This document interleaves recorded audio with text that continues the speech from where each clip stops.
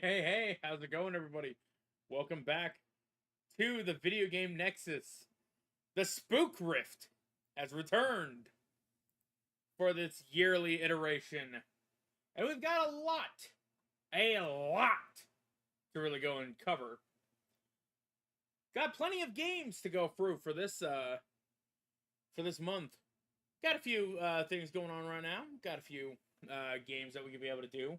I forgot to make a poll or a post on it, but I guess I could go ahead and show you guys what we have so far.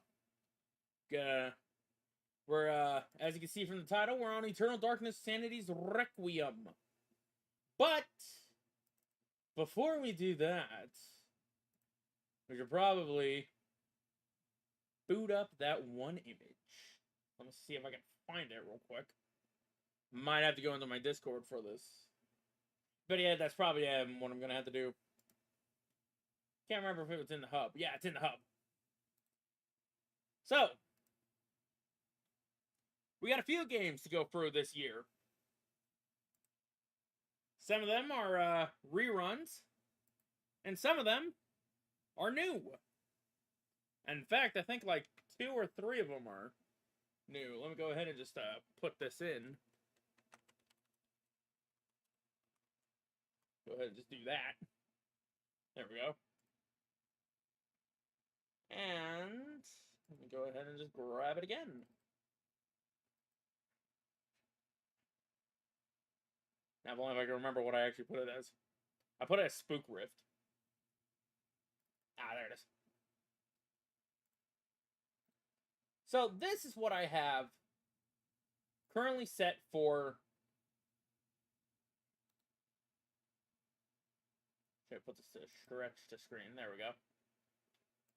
So here's what we have going on so far for this lovely time of jump scares and spooky rounds and everything.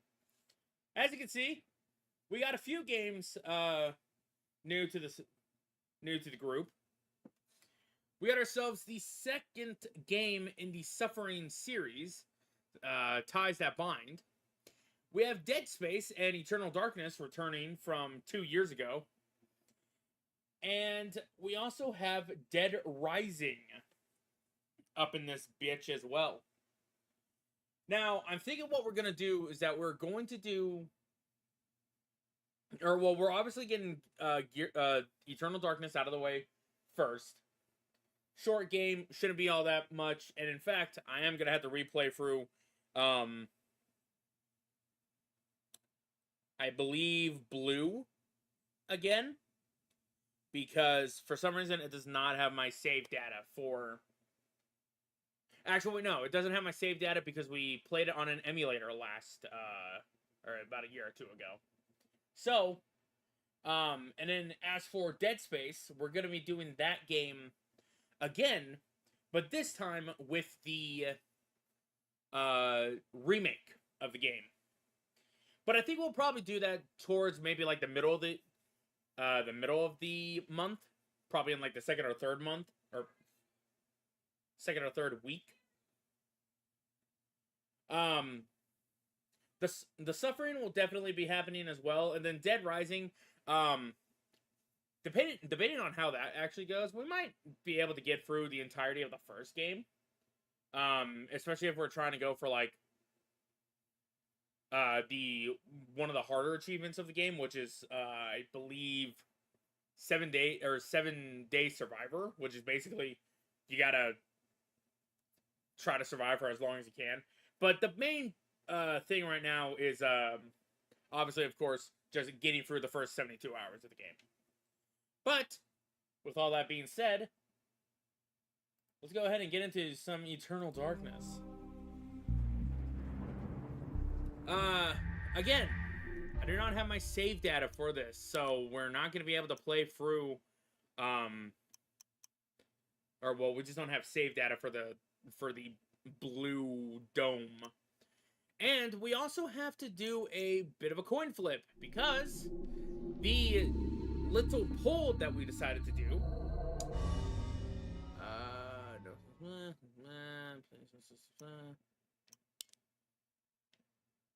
can I just switch it over to the other one? Nah, shit, I can't I? Alright, give me a second. Unfortunately, that is one of the problems. Apparently, my one memory card is not working. It's always tech issues, isn't it? It's always some form of tech. That's card B. It's card A. Okay. Let's try this again. Now, normally, how this goes on is in the original thing of the game, you are supposed to have a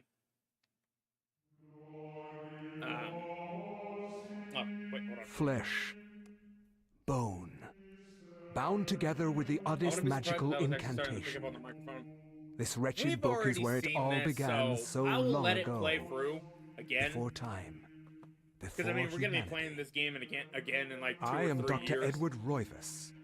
I am a clinical psychologist. Easier to be able to do that. I am also 2 years in a row where we're doing it. This is not my story, nor even the story of the Roivas family. Originally, it is the story of humanity. The game one time, like it or not, believe it or not, as you will. Your perceptions will not change reality. I can't remember what that is. But simply color it. I have the Eternal Darkness. Humanity has been on the edge of extinction for 2 millennia. Or fan. Ignorant of so much, and dependent on so few. Whatever. The Guardians grow restless. Their time once again near. By fate or misfortune. Ah, right. The Veil of Uliah. My family has crossed their path. That's what we had. We had the Veil of Uliah. Kindly to it. But since we finished their attention turned to my granddaughter, for she is the last of my line, and the last hope for humanity. Yes, last hope of humanity. We'll shoot some undead bastards. I believe we're using a regular shotgun too. I don't think we're using the... Yeah, we're using the regular shotgun. I don't believe... Actually, not. I think the original...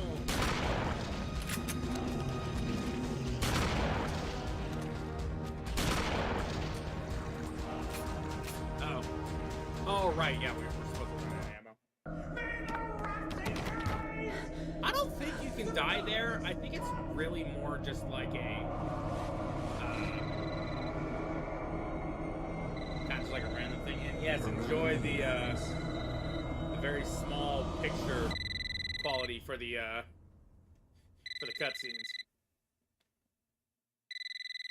Also, pay attention to that time.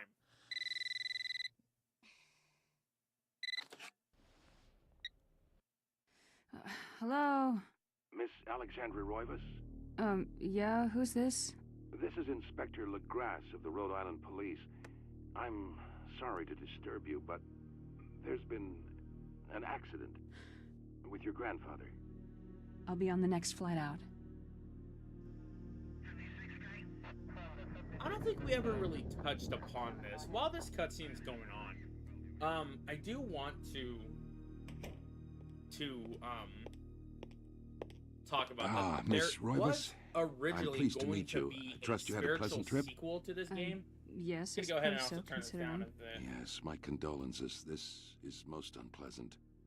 It's a shame we couldn't meet under brighter circumstances. Yes, it is. Can we get this over with, please? Of course, this way. But I must warn you, it's not a pleasant sight. I think the volume should be perfectly fine now. I'm afraid there's not It's not much too to loud. see. It should be going around, maybe around my bit. I'll go ahead and probably turn it down to like 27. Ooh! Completely forgot about that. It's a good thing we waited for a good few minutes. Miss Roivas, is that your grandfather? And look at that. Once it hits 7 o'clock, Yes, it's him. we're probably going to be done with this He's wearing cutscene. our family ring. I don't understand. Why are you showing me this? Can't you check dental records or something? What is wrong with you? I'm sorry. It's my job, lady. You're the only living relative, and no, we can't check dental records. There's no head. None of this makes sense. There's no sign of intrusion, and there was certainly a lot of force used here. I have never seen anything like this in my 20 years on the force. We have no evidence except for the body, and what's left doesn't say much. Ugh, we don't have a single clue. Well, you better find out who did this. I'm not leaving Rhode Island until you do. There must be some clue in this old mansion revealing what happened. I want answers. So do I. I wish I had some.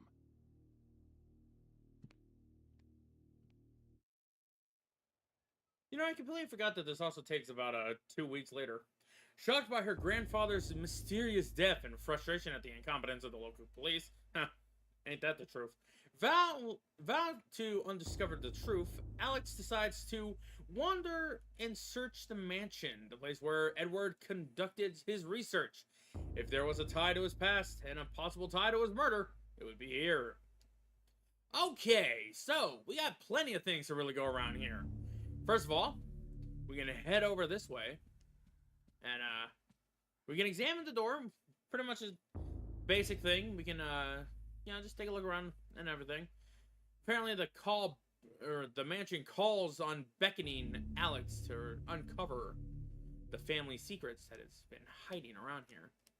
We got a few things to go around for here. First of all, pressing the A button will let us attack. We have a dinky little punch because we have no weapon right now.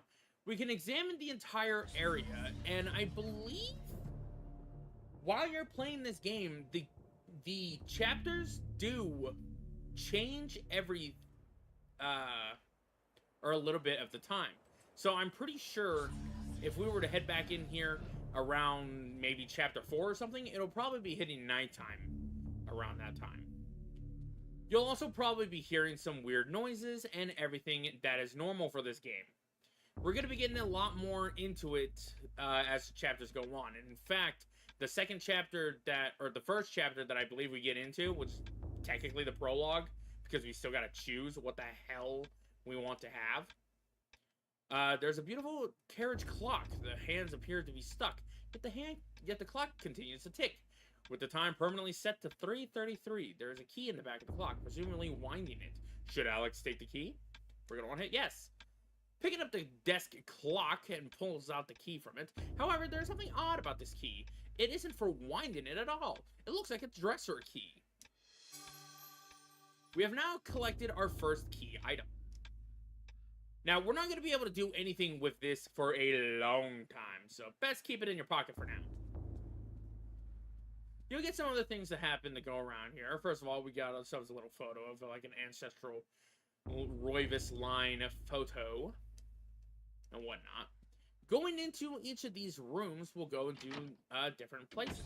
For instance, here we have the kitchen, which we have a fireplace, we have a nice little shining area, and that's pretty much about it. I'm pretty sure there was supposed to be a piano here? Though I might be thinking of something else. We got a door over here that has a sword with what looks to be, if I remember, this is the fourth element that we can't really even do anything about yet. Let's go ahead and continue on. And let's actually get into some actual gameplay. Hitting the L, or holding the L button will let us be able to sprint and whatnot. But unfortunately, we do have a little bit of a stamina meter. I don't know if that is tied to roaming around, or I don't know if that's tied to the characters in and of themselves. It will just have to be something that we have to figure out later on. Also, I'm pretty sure my screen just tilted just slightly. The door is locked. We do not have a key for it. However, if we go and use the dresser key for this... Oh, no, we have another key as well. Anyways, we got some more stuff over here. Let's go ahead and just examine these real quick. We got the map, which I think it will tell us right here. Oh, wait, no. Nah, I won't do that. It'll just give us a different, random one of the little runes that you can be able to pick up throughout the game. We got the map. We got journal. We got options, inventory, and then that's about it. We got cinema, which we can actually be able to go see the entirety of every cutscene if you need to get a slight little refresher as what happened to the story. The map, you know, usually does itself and everything. Second room, or second floor key. We do have this. Let's try to use it on the door. The key comes apart in the lock. The key to the second floor is broken. Perhaps there is a way to repair it. We now have ourselves a broken second floor key. Having the second floor key isn't necessarily going to do a lot for us right now. In fact, there's not really much else that we can do. I think we have to head this way. Here's the piano. I was wondering where this was. Now, be forewarned, there will be some actual jump scares that show up in the game in and of itself. I will let you know when those happen because well, actually, I don't remember when most of them happen. I do know where their locations are, but I just don't remember when they do. We also want to keep an eye out on this because this will actually affect how we combat certain enemies.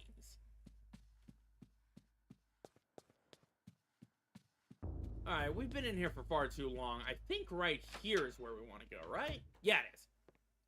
The library room, or the study. A lot of things that can go on in here. There's some things that we just don't have yet to be able to access any of it. So let's go ahead and head over to this grandfather clock. This looming grandfather clock seems to stand ominously in the corner, gazing on this empty room with an almost particular air.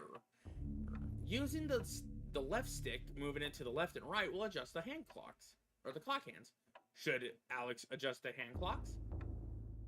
Hitting no to this, I think, gives us a ghostly message. Oh wait, no, I think it's... Huh, well, whatever the case is, we noticed that there was 2 times that said 3:33.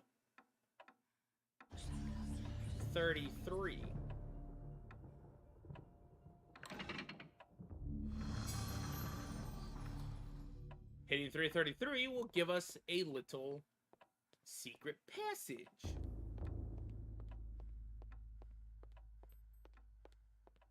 Nice timing of that beep beep. And upon entering the door, here we have a study with 2 glowing items. We'll definitely have to keep an eye on to these things, but for now, let's go ahead and pick up that sword that's over here. Hitting the B button over here will let us get a little bit of details on this. An ancient Roman sword, a gladius? is on display above the fireplace mantle. Another token of electric junk? I don't think that's electric. I might have said that differently. Picking it up, well, let us acquire the Gladius. Now we have ourselves a weapon, and we have the means of being able to open that door, but we don't have it actually, because we don't have the right element on it. Taking a look over here, we actually have some candles. Nothing we can really do about that right now. But let's go ahead and pick up this large leather-bound antique book. Rests upon the cluttered desk. Should we read it? You bet your sweet bippy we will.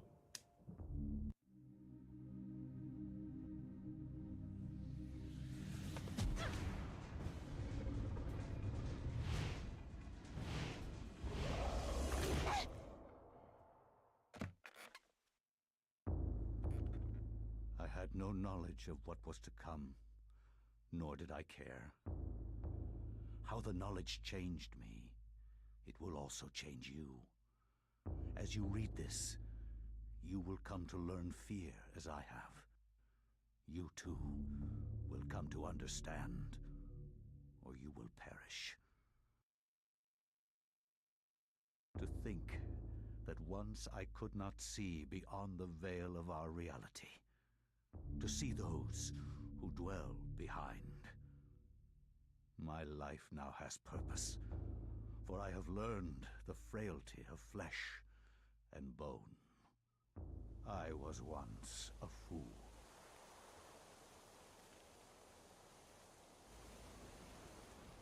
Where is quies candamest? Where is conservandine? Facusatis aquae sumant, et animus eorum conferma. Pugna huis, dia sit modo prima multarum, si inceptum conficiamus. Quam primum, Centurio Augustus. I would like to compliment you once more on your battle tactics. Our enemies did not have a chance.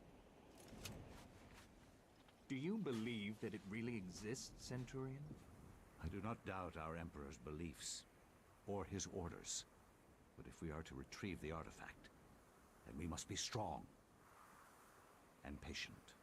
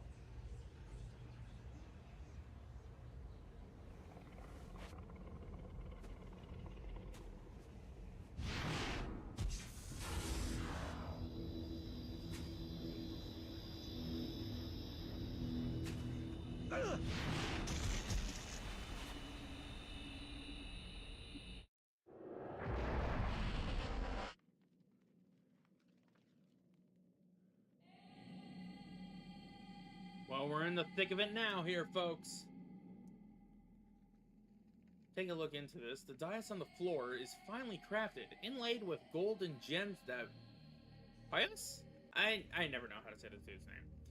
Can't identify. A strong linear design is... words I don't know. In the middle, and is equally unknown to the Roman soldier. So now we're fully into this.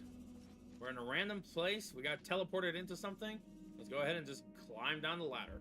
The ladder leads into the dark heart of the labyrinth. Danger lurks beneath, yet Poius, courageous resolve does not buckle. Shall we climb down the ladder? Let's do it.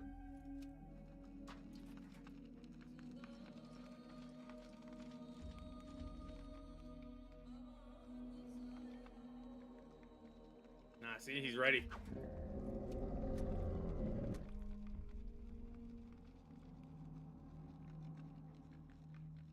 Combat time.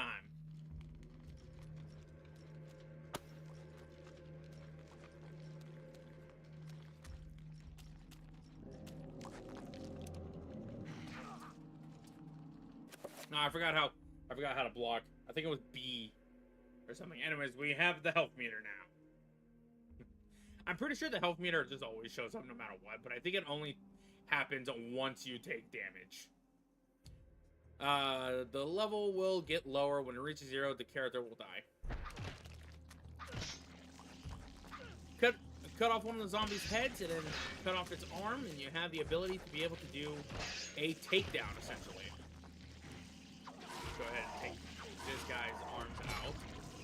And when they're starting to glow, you go ahead and just press the B button to finish them. Basically become a Mortal Kombat character, but very less inclined to really be morbid about it. However, one thing we do not have for this little thing, which I don't think actually shows up for our boy Augustus. Whoa, why is that was weird? Okay, no, his head's just stopped doing it. You may have noticed that one of the torches sparked. That happens normally, but sometimes the game can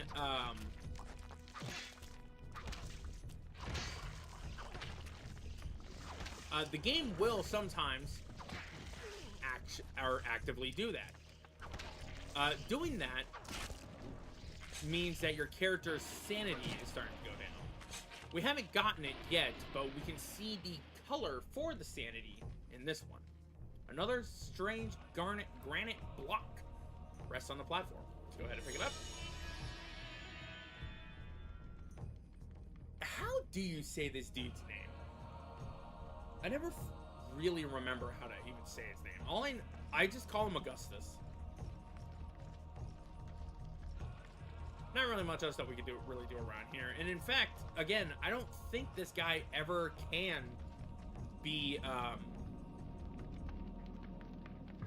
don't think he can ever lose sanity. And I want to say that's probably because of, what happens with him. Now, of course, we already know what happens to him because, again, this is round 2 with this.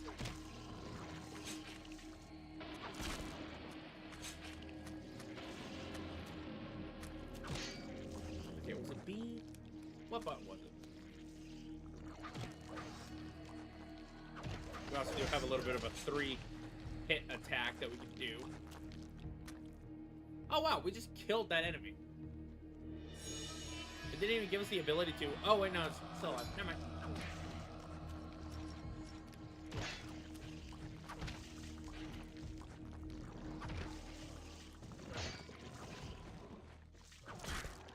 There's really no need for me to do this. I'm just doing it just because.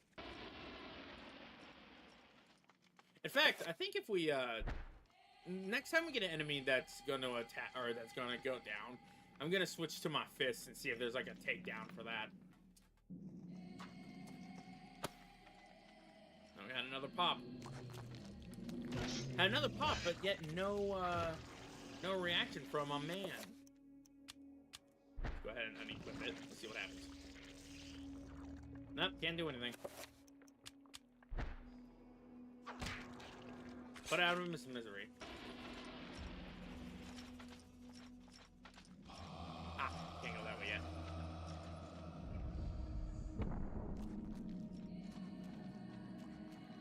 I could have sworn it was...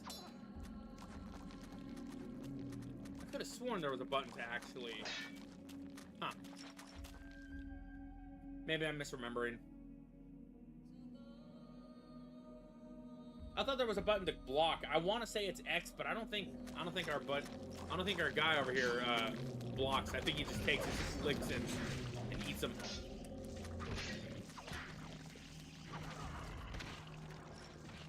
I can slump now.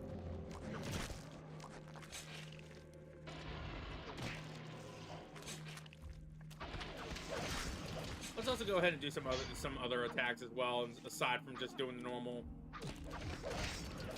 thing. You really only have like a 3-hit attack and then the lock-on attacks. Let's go ahead and put the blue one in here. If I remember correctly, that is Ulia. Right here is Chitoga.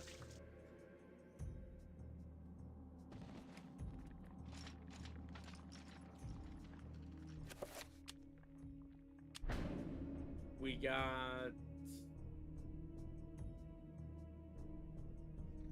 Oh, I forgot which one this was, but I think that's the one that we did first. And we got the last one right here.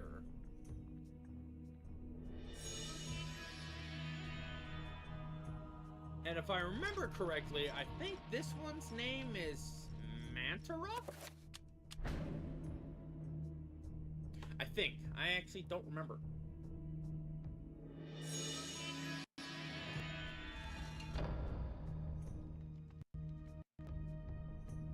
Oh, the green one was the green one was Zelotov. Or Zelotov, whatever, however you want to say it. It's a really weird name. A lot of these runes have weird names. I'm pretty sure this is also supposed to symbolize something. You must prove your strength by destroying the statue. Pressing R will do it. Pressing it slightly will...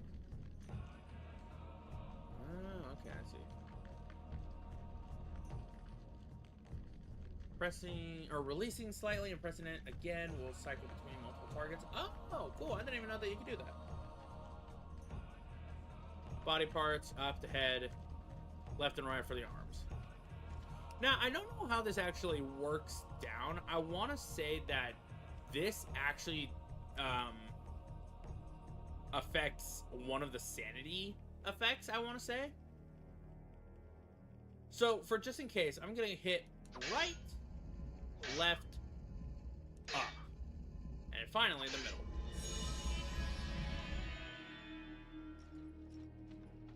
I'm going to see if that actually changes anything.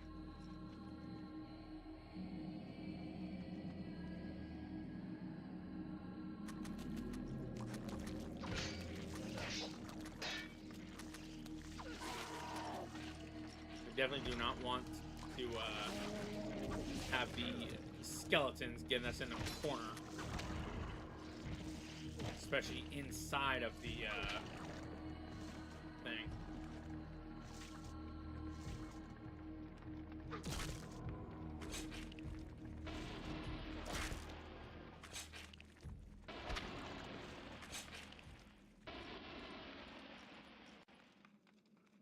A button attached to a small plinth.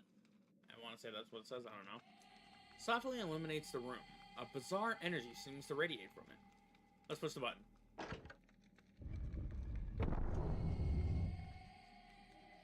Well, we've done something. Let's look around the room a little bit. Because I don't think we ever did this in the first playthrough. I see. Alright. Now I believe this is where the choice happens. Indeed it is! Welcome to the choice here, folks. We have 2 choices to go through. We've already gone through with the delicate dome known as the Veil of Ulyaoth. We now have 2 playthroughs to go through. We could take the Claw of Chituga and deal with enemies, I believe, of the red variety, which again represents health. Or we can go for the green, for Zelotov, the sigil shaped from dark green emerald, representing a warped angel. Now, we did a poll on here. In fact, I'm actually going to go ahead and do a save here Oh, no, I can't save. Oh, never mind. We did a poll for this on the community Discord. It was a 50-50. So, we have to go by the age-old style of a coin flip. Heads, Claw of Chertoga. Tails, Sigil of Zelatov. And flip. It is tails. Heads was for Chertoga. Tails, we're going for sanity. Let us pick up the Sigil of Zelatov.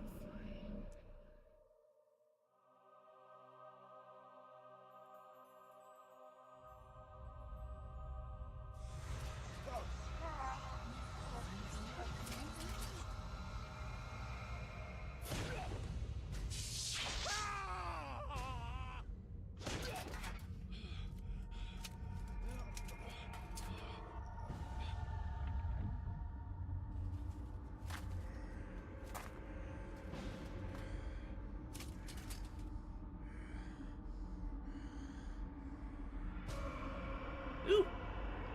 It does not look good. Eons have passed since then, and I have learned much. I was once as naive as a child, but now my mind is sharp. With the power of Zelatoth, I can now read the thoughts of others and make them raving mad with a mere suggestion. Face me, and you shall surely perish. So what that little dialogue was basically him explaining what Zelatoth does. And Zelatoth, what it does is that it is a full thing of sanity. So you don't see it, but right above the bottom skeleton where the eye is, I believe the eye is supposed to be the sanity meter, or where the sanity meter is supposed to be. That is going to be what we're going to be dealing with, I believe, with any of the enemies. I think. I don't remember exactly how it's supposed to work. I want to say it is whatever one that you pick is the one that changes things. But for now, we have a tome of Eternal Darkness, or with the possession of the Tome of Eternal Darkness, we can now read the page. It is a chapter page from the tome in of itself. Let's go ahead and take the page.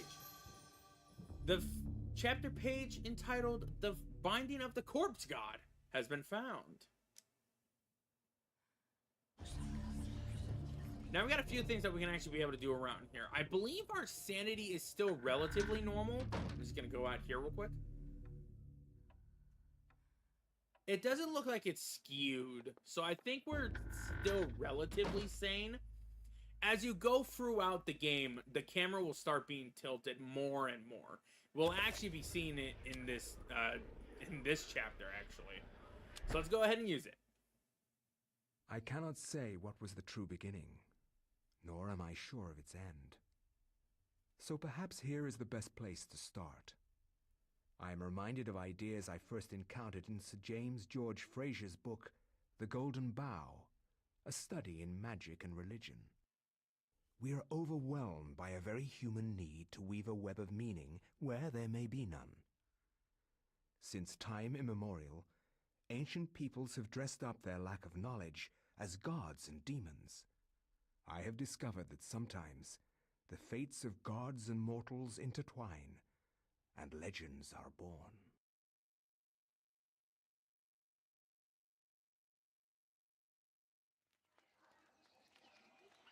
Thy time is done, great ancient. Forever in shadow will you be master of chaos, and to fade to nothing in obscurity will be thy fate. My master has planned many millennia for this day. It is the true chaos of all things that you now must be entombed amongst the beings of flesh and bone. You have a great monument here, Mantarok. It is a pity that no one will ever recognize it as yours. May the darkness claim thee, crawling chaos and damned beast. No longer will thy reign be kept over the ancients you have kept imprisoned. Thou hast seen the last of this world.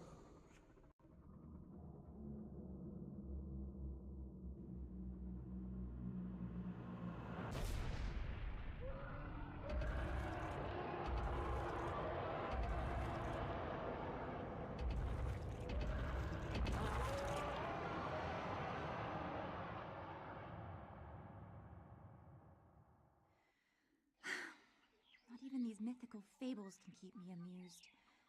There has to be something to do around here.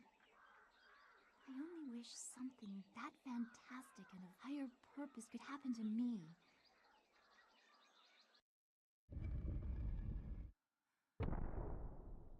Well, no way of getting out of the place now. I believe the magic that he was using was straight up Mantarok magic, which is the purple sigil. Triangular design is carved into the floor with the edges or etched grooves are filled in with colored sand. These symbols appear to be related to each other, with one having precedence over the other. So it's pretty much a Pokemon thing, you know. Zelotov is powerful to Chachuga, but weak to Ulioff. Ulioff is powerful against, you know, same thing, pretty much. I believe we could go into any one of these and start doing whatever.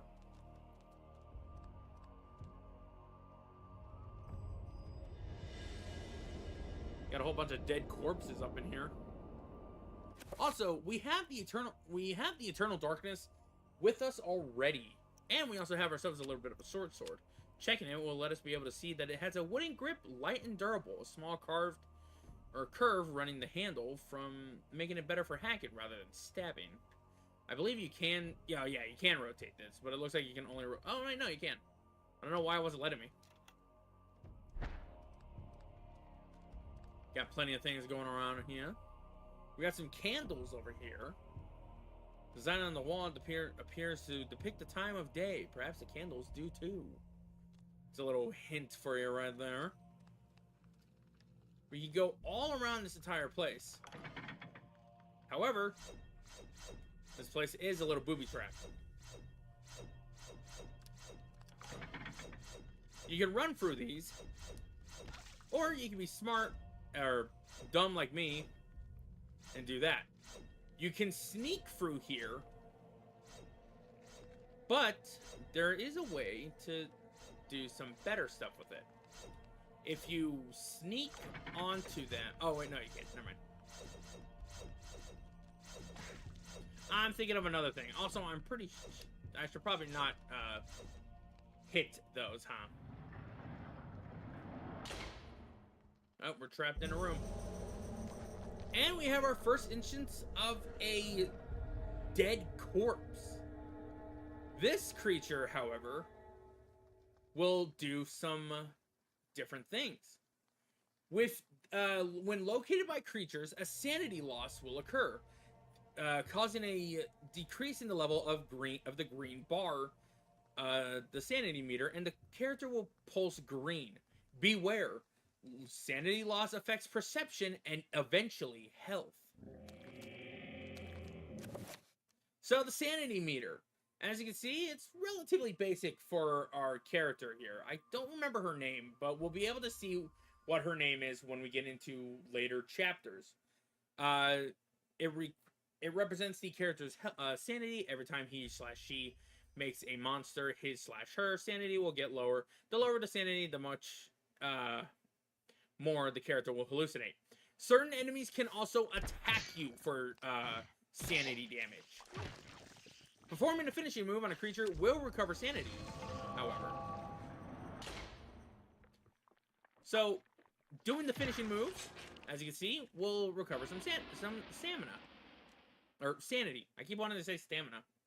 Bronze necklace sits upon this ancient clay urn. Let's go ahead and pick this up. We're going to need this for later on. Design that depicts time too, and all that.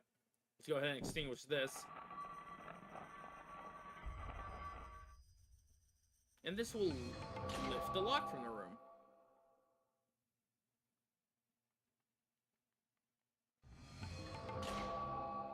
Ooh, I think I just saw another enemy.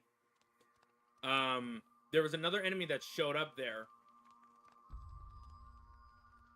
Some enemies should also start becoming alive now, since we have the Tome of Eternal Darkness. Granted, we get the Eternal Darkness Tome the moment that we enter into this area, so we kind of have to just deal with it.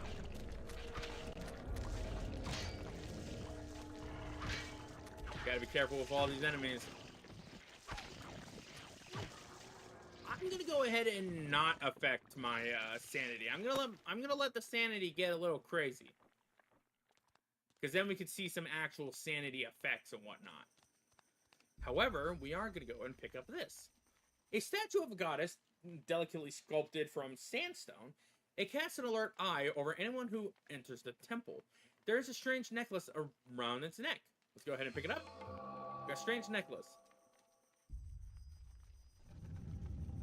However, now we cannot go any further. However, this necklace can be used to heal us. We need to not move when the spell is being casted. As you can see, we got a deity over here. I believe that is supposed to be... Actually, I don't know who it's supposed to be. Let's go ahead and use the bronze necklace.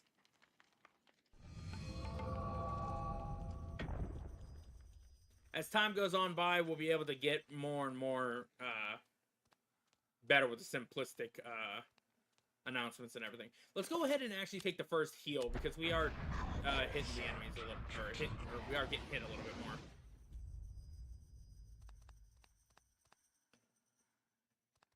Going into this room, there should have been... Huh, no, there isn't.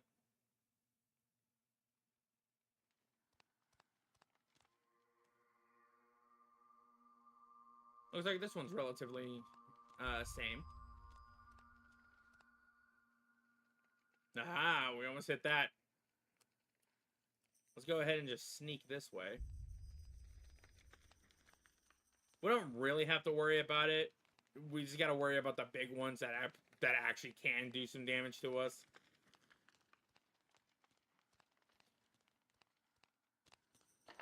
There's never, like, actual... like big deaths or anything like that. It's not like say like Haunting Ground or anything. I believe red ones, on the other hand, these red enemies, I believe red enemies can regenerate, so you need to take them out pretty much ASAP. Yeah, as you can see, it's taking him a little while to do whatever, but I think... Oh no, never mind. Again, I'm not going to worry about the sanity. I'm just going to go ahead and continue on. Designs... Well, there's no sun here, so let's go ahead and extinguish everything.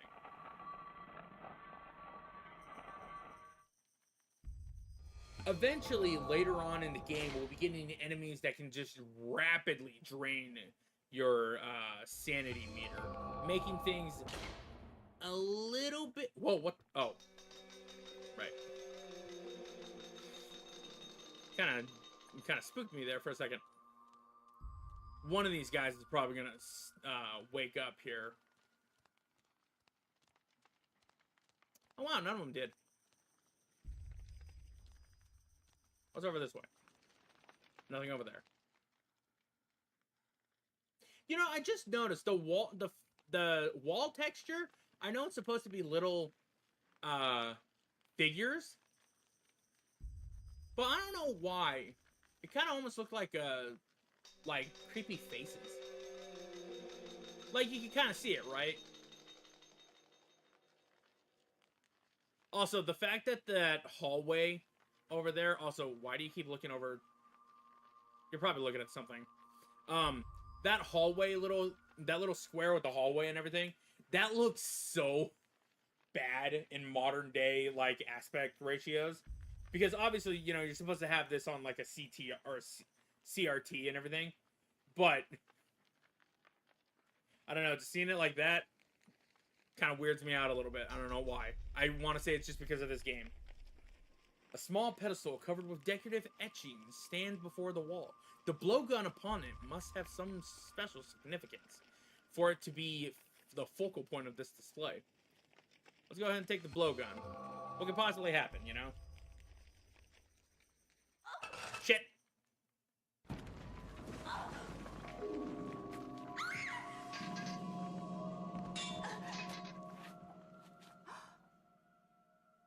Well, damn it. We lost our weapon, but at least we have a, uh-oh. That ain't good.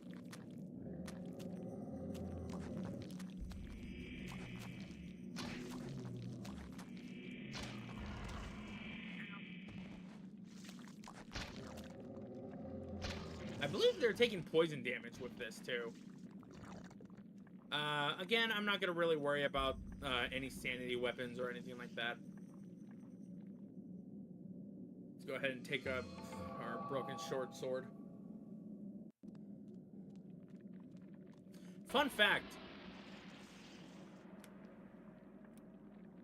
Oh, she's looking at us.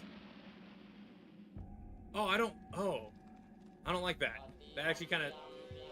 I never even thought of that. Holy shit. Anyways, the guard is grateful for Ellis. Oh, her name is Ellis. Or Ella? Eli? I don't know. Saving his life. In return, he offers to repair the broken weapon as a gesture of thanks. Let's go ahead and repair this. Oh, using Manta Rock. I believe that is Manta Rock. Looks like our sanity also changed a little bit. Sanity is pretty low, so we should most likely be seeing some crazy shit going on here pretty soon.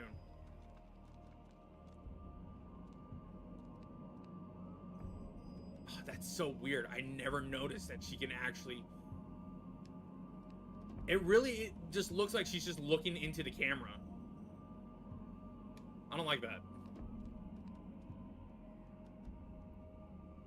But again, it might just be looking at, like, she might just be looking at, like, the opening to the room. Oh, this is one that we can't avoid. Little crusher action right there. Always fun to deal with. We should get our first sanity effect here pretty soon. In fact, yeah, it's already happening. This can't be happening. That was relatively fast. Oh, that's why there were supposed to be enemies in here. I didn't even notice that. So that was one of the more tamer sanity effects that can potentially happen for the game. Another one of them, which could happen as early as the beginning of the game, especially if you haven't been doing your sanity, you enter into this room, all of a sudden there's like a bunch of enemies that are right by you, and your controller, it says that your controller is just unplugged, and then you just get like a fake game over, or something like that. Oh. The mirror depicts a skeletal being befriending the ancient Khmer people by denouncing one of their fertility gods.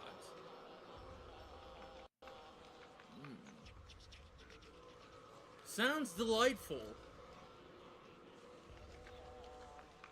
It's a little freaky, but yeah, whatever.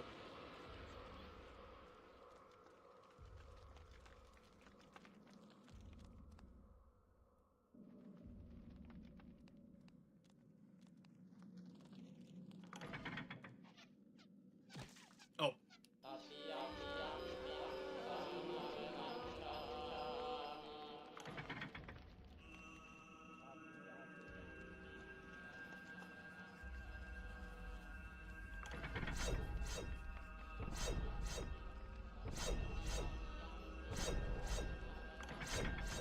Like I give a fuck. We'll probably get a sanity effect here. Yep, there we go. No!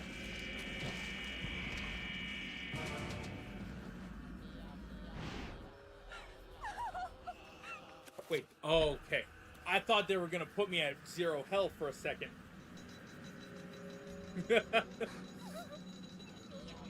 That's one of the better ones. Oh, here we actually have something that's really interesting with this one. With different enemies of different affinities, they will actually attack enemies as well. So, as you can see, we have some green enemies over here. So the red enemy will go and attack the green enemies for us. Because all three of the ancients, I guess, have, or they just completely hate each other.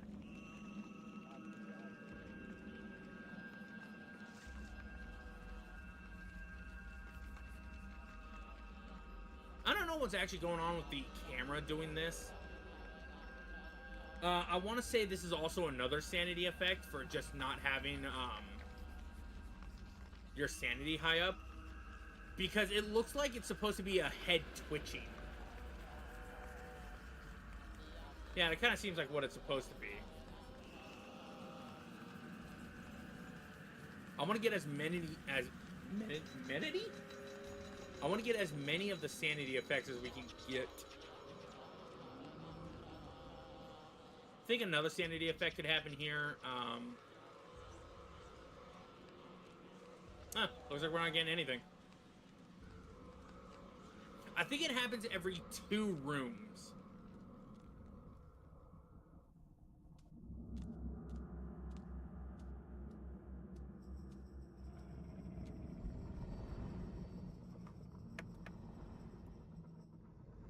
Stop. Don't go near it.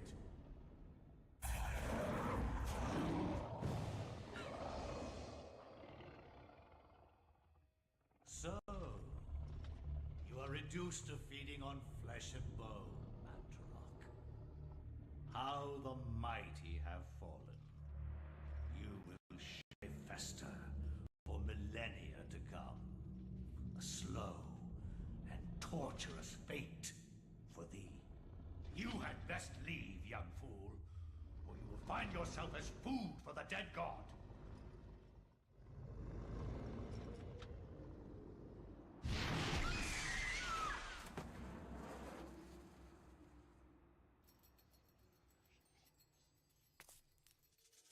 You are one of the chosen many. Flesh and blood. It is now your destiny to fight the eternal darkness. I give you a gift in return for an obligation. The gift is your life, sweet dancer. The obligation is this. You hold one of Mantarok's hearts, the essence of the corpse god. The summit is a source of great power. From those people, you must defend it, lest they use it to destroy what little brightness your world has left in it. Guard it well.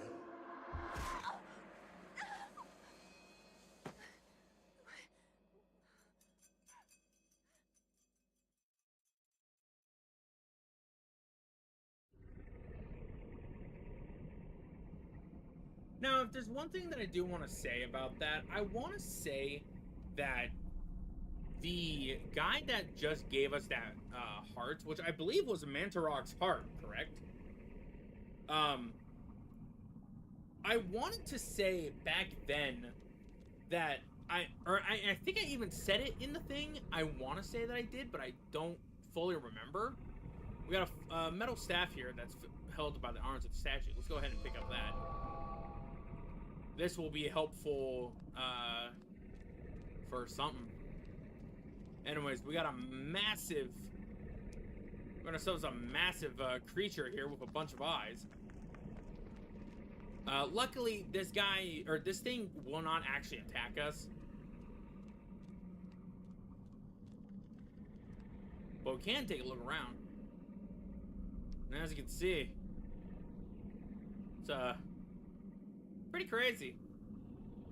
Also, I'm pretty sure we're looking at through the eyes of this statue over here.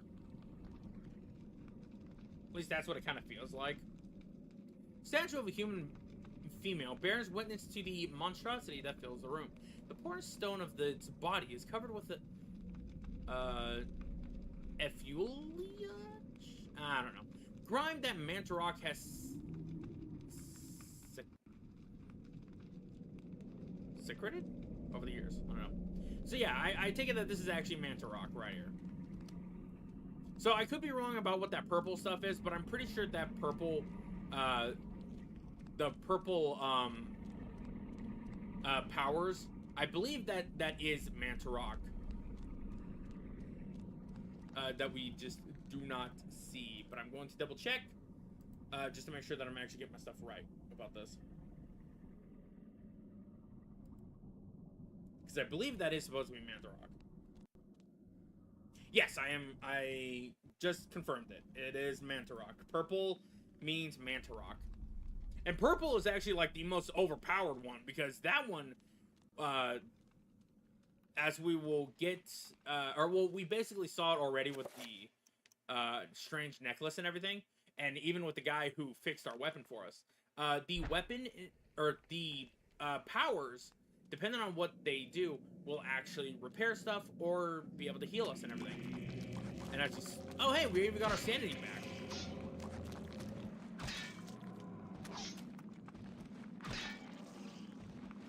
I believe, again, I think green is just constant, I think the green ones are the ones that technically constantly drain your mana, or your sanity.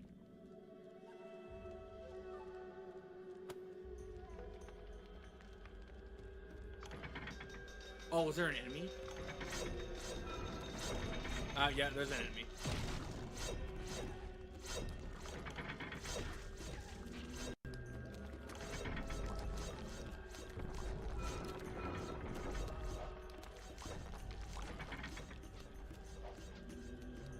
Go ahead and just book it. Enemies do not give you any kind of like specialty or anything. It pretty much is just like, oh, they'll do whatever and whatnot. Anyways, we got a little hole in a device that looks like some kind of key or lever. Well, we do have something that involves something like that. Let's go ahead and use it.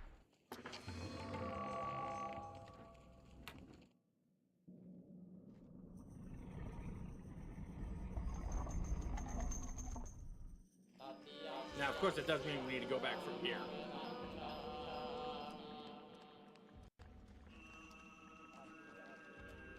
Okay, that looks like a face, but I know it's... Oh, hey, we're actually taking damage from our sanity now.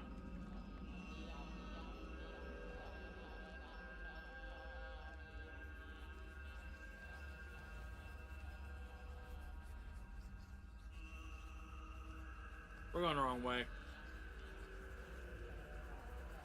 Also, it's saying that our health is like super low, but we're like halfway through it. Let's go ahead and heal up. One of the funny things that can happen, though, is that if you happen to heal a little too much when your sanity's down, you can have a moment where your health, or not your health, but your healing just decides, you know what, we're not going to heal you. Instead, we're going to go ahead and just blow your entire front portion of your body in half. 1, 2. There we go. Now, again, I'm not necessarily worried about any kind of sanity effects, because I think it takes... Oh, we got another one of these.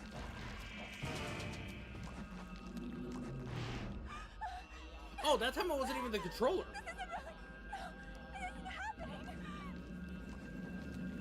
We could have actually gotten out of that, I think.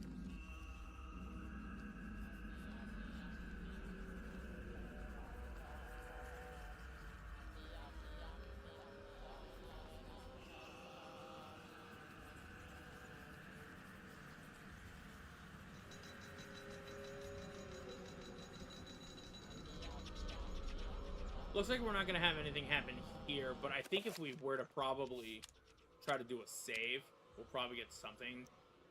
Let's go ahead and... Yeah, okay, it's still doing the same thing. Let's go ahead and actually get a save, because then we'll eventually start getting it to happen. And in fact, I think if we just mash the start button...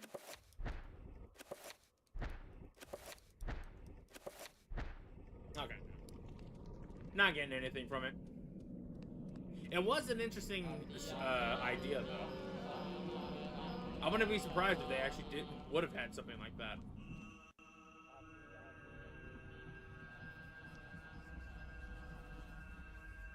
Oh, for some reason I thought we had the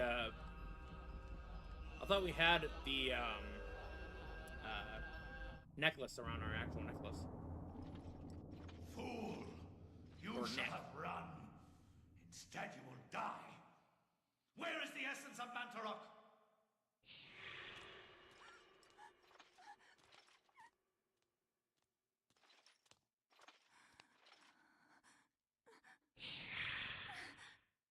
Where is it? I will not ask again, child. Very well, then. You will succumb to the horrors of oblivion.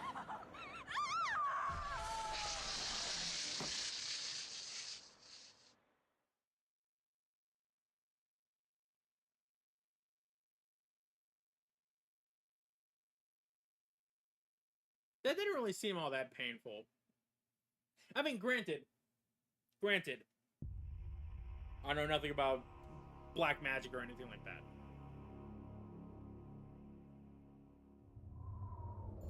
Well, the candle's lit. And I think now we're starting to lose... Yeah, now we're starting to lose sanity. So we should start beginning some crazy stuff happening around the place. It'll start off tame, but then later on it will start getting into some really freaky shit. Well, freaky shit for the time being. Some of the candles have been lit. Let's go ahead and distinguish A and X.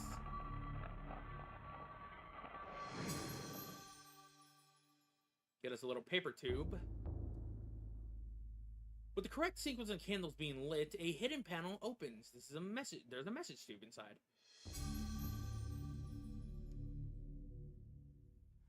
Now, I think if we actually head out, we can potentially see something. The most that we'll get is just like banging on the door or something like that, or maybe the walls will start bleeding.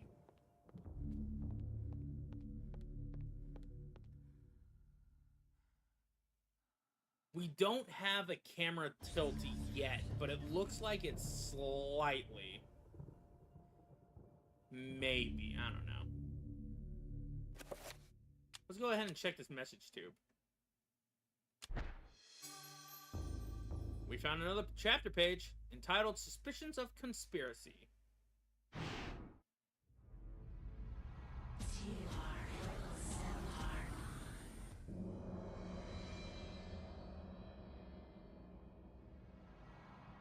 Your presence is welcomed, Majesty. As always, I am honored. Our dealings are a pleasure to us both, then. He lies. As do we all.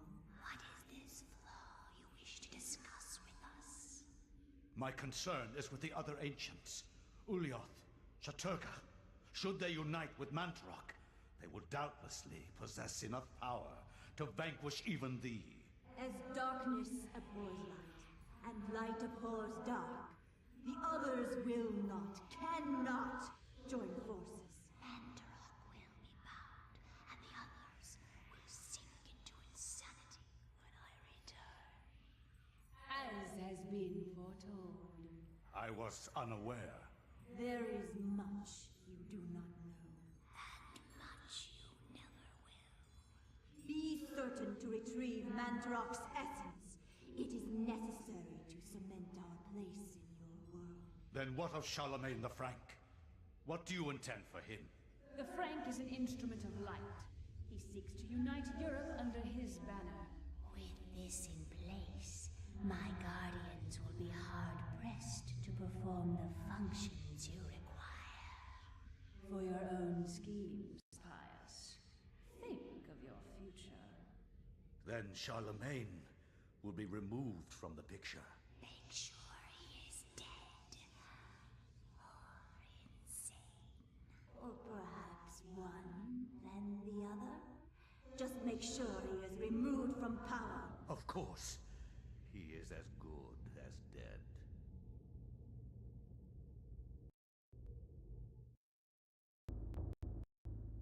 After the chapter page is removed, the message tube is no longer needed. Let's go ahead and discard it. Okay, now I'm gonna check. I'm gonna go ahead and check something because I feel like for some reason I might have hoodwinked myself. So just to be safe, I'm actually gonna go ahead and take a look back at the old playthrough that we did, just to make sure that I'm getting my shit correct.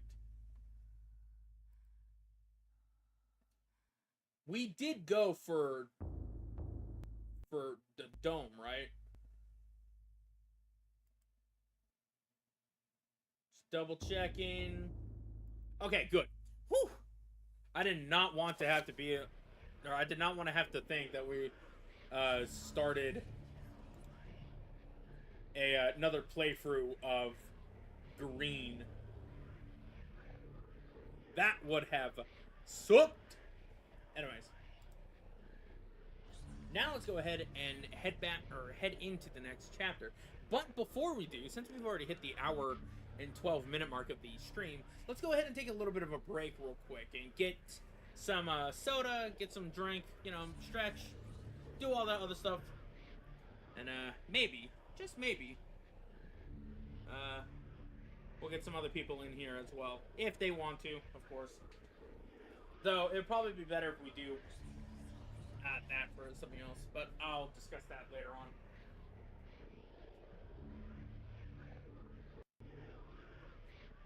So, be right back.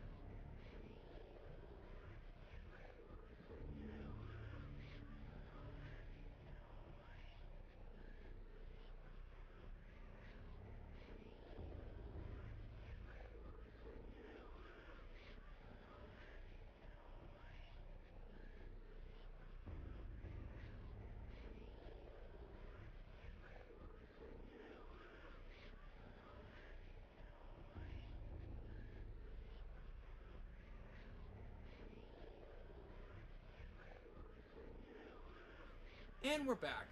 How's it going, folks? Let's go ahead and start up the next chapter. Suspicions of conspiracy. Huh. From my research, it is apparent that the endeavors of mankind are mere puppetry at the hands of the ancients. Whenever a king vows reform, the ancients move quickly to stifle it. Under the auspices of Emperor Charlemagne the Frank, the new Holy Roman Empire was at the height of its power.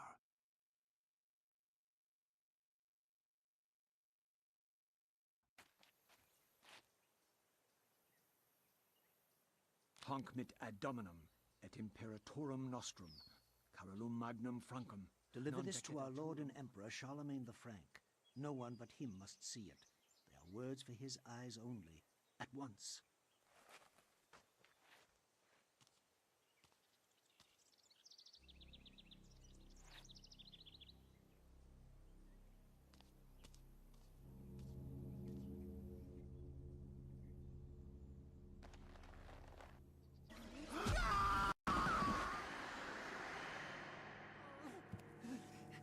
What sorcery is this? A spell? I am bewitched. If this was meant for Charlemagne, then what will become of him? I have to warn him of this treachery.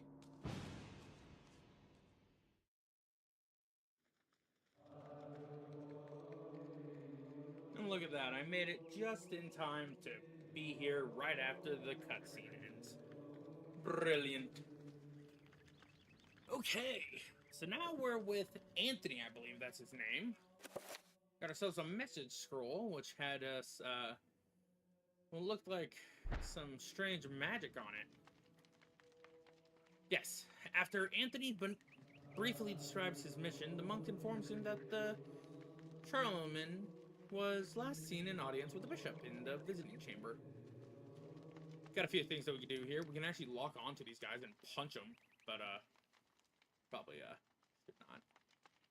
Anthony's presence is questioned by the monks, feeling that he is trespassed upon secret grounds. The monks rather seem subdued, perhaps out of respect, or perhaps out of fear.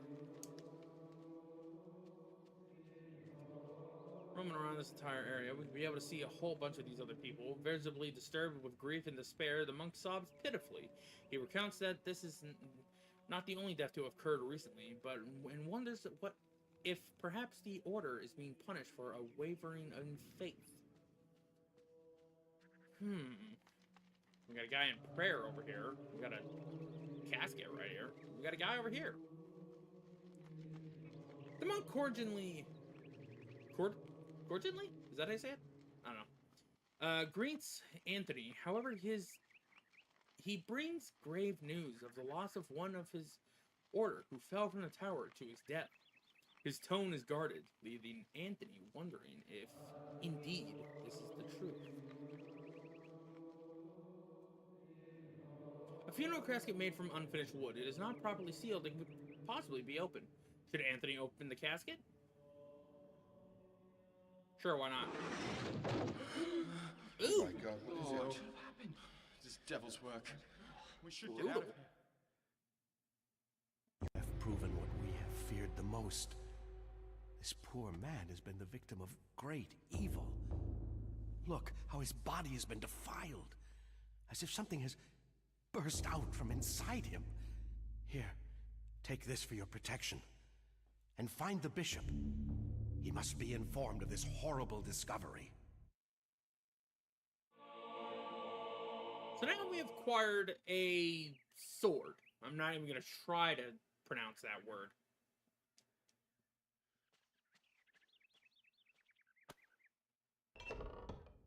Going in on this, after once we have discovered the body, we can go ahead and examine it again, only just seeing the fact of this dude's poor remains. Peering inside the casket, Anthony sees the body of a monk. His remnant is that of his order, stained with blood that has seeped into from many grievous wounds. It is a truly disturbing sight. Now, with the fact that we have a weapon on our hands, we can go ahead and equip that, and we will always have it in our hand. And it's relatively kind of small. It looks kind of like a actual short sword. Jesus. I can't remember where we have to go. I think if we go up here, something should happen.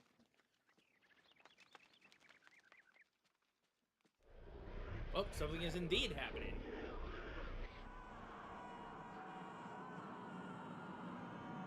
Here we have ourselves into a random room. We can see Augustus. Yeah, that's Augustus, alright. And we can see Ella. The ones who have passed. I'll to see a giant hand gripping the Tome of Eternal Darkness.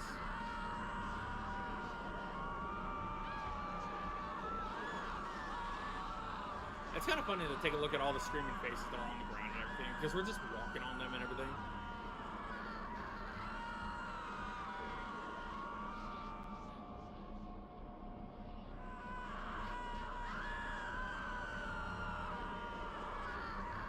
Cradled in what appears to be a leathery hand lies a mysterious book. It is bound in human flesh, and particularly decorated with shrunken bones. It beckons and yearns to be possessed. Should Anthony collect the Tome of Eternal Darkness? Let's do it! We have acquired the Tome of Eternal Darkness. And for every chapter, this will happen. We'll get ourselves a little bit of a flashback showing us everything that we have done up to that point. Uh-oh. Anthony, you okay? Ooh. You don't look too good, bud.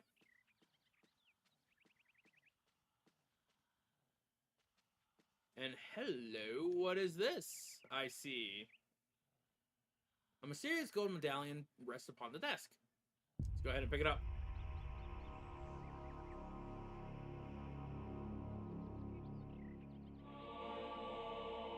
We have now acquired the Circle of Power. This is going to be very, very useful for us. I'm actually going to go ahead and also turn up the gain to about 0.3. Hopefully that'll give us a little bit of better audio and whatnot. The Circle of Power describes the amount of power that a spell will have. The more points within that circle, the stronger the spell will be. Spells are magical incantations that enhance a character's natural abilities. We got a spell list that is an inventory of all the spells that can be performed and the information that requires them, and be able to examine or straight up assign them to a quick spell button. New spell allows the player to experiment with rune combinations to discover new spells. Runes, which will let us be able to see all the magical spell components that we have. And quick spell. So we don't really have anything right now. There's up to, I believe, 3, 6, 9, 12 spells for us to pick up throughout the game. And as you can see, just take a look at it from the... Oh, we don't even have anything to be able to do that, so we can't really do anything with that. We're gonna get enough to be able to do our first spell within the first chapter of getting this power stone, or this power circlet. But as you can see, it could go up to what looks to be 5 times for a... Or, well, not 5 times, but it definitely looks like it. Actually, well, no, I think that's how many circlets there are. So I believe it goes 3, 4, 6.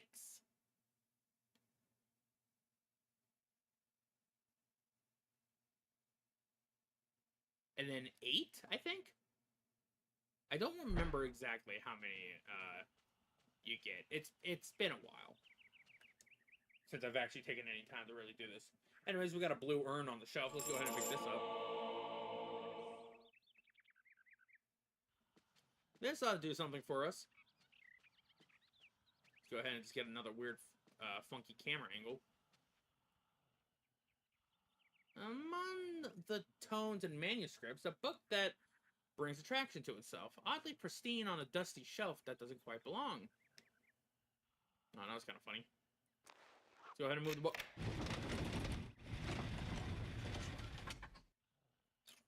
Look at that, secret passage. And a bewildering array of books, tomes, sorted on this neatly set of shelves. Nothing really too much. Let's go ahead and continue down. And climb down. Oh, hey, there's one of our runes. And that looks to be a normal enemy. Looks to be a normal zombie-esque, or mummy mummified creature. Or it might actually be a green enemy. We're gonna go ahead and kill this guy to get one of our first magical runes. Runes are the key elements in creating spells, and by collecting and combining them into different ways, different spells can be created. We don't really have anything to be able to do anything like that until later on in the level. So we won't really worry about that. I'm also gonna go ahead and just not even worry about taking down any of the enemies. I'll kill them, but I'm not gonna worry about the sanity thing yet, unless if it gets too bad.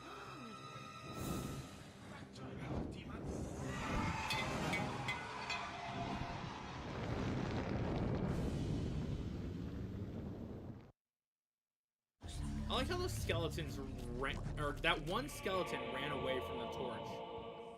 Which, by the way, the torch is actually a very powerful weapon to be able to deal with these guys. It may not kill them, but it'll set them on fire, basically. Go ahead and take these guys out. Take this guy out and talk to him. He was carrying a sacred urn from the baptismal font? I don't know. Branch in a large blaze and with eyes burned with an evil fire. Frightened, the monk dropped an urn in shock and ran. Turns to retrieve the urge he found once the bishop was left behind.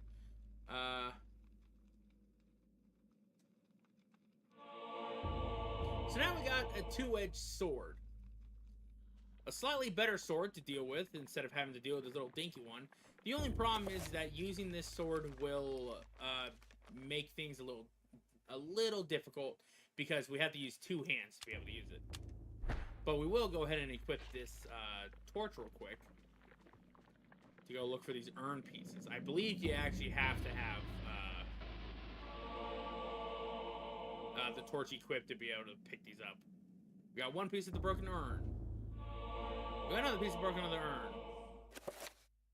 We can also go ahead and mix them to combine two items or more. Let's go ahead and pick up one more. And I believe that is the entirety of the urn, so let's go ahead and mix. 2/3 of a broken urn. I almost wanted to say orn. And finally we got the broken green urn.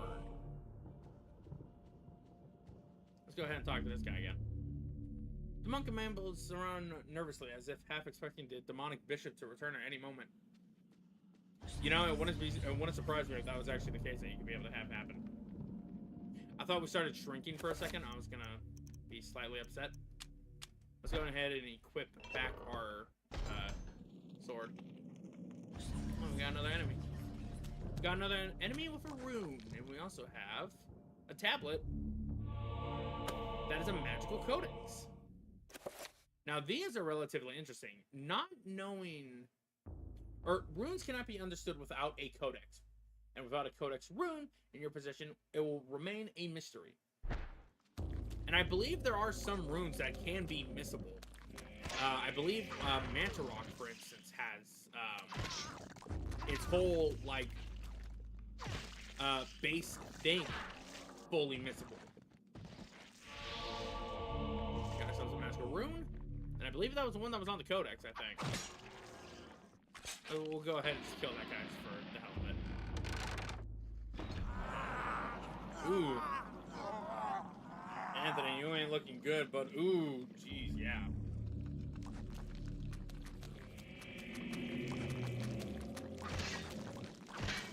Reading that page did not do you any favors, my guy.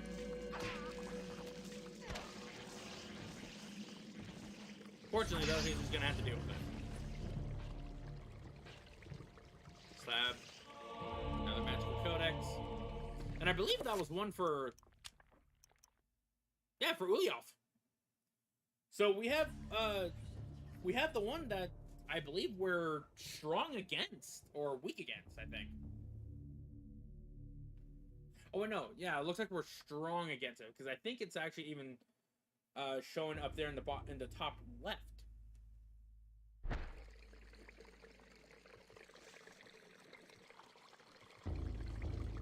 Red urn. can't do much with any of this stuff right now. I mean, if anything, we can fill up the blue urn. Ah, but fumbling from our stiff fingers, it dashed itself into fragments as it hit the floor. So now we got a broken blue urn. Oh, but we found the magical rune. And look at that. It's Uliaf. And with that, now we actually have the ability to use Uliaf. We have one more. Magamore, which is for an item. Keep that in mind because we're going to be using that later on. Go ahead and just deal damage with that guy. Oh.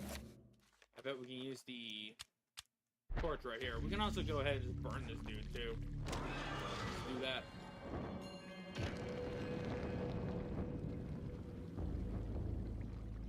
There we go. Switch back over to our short sword.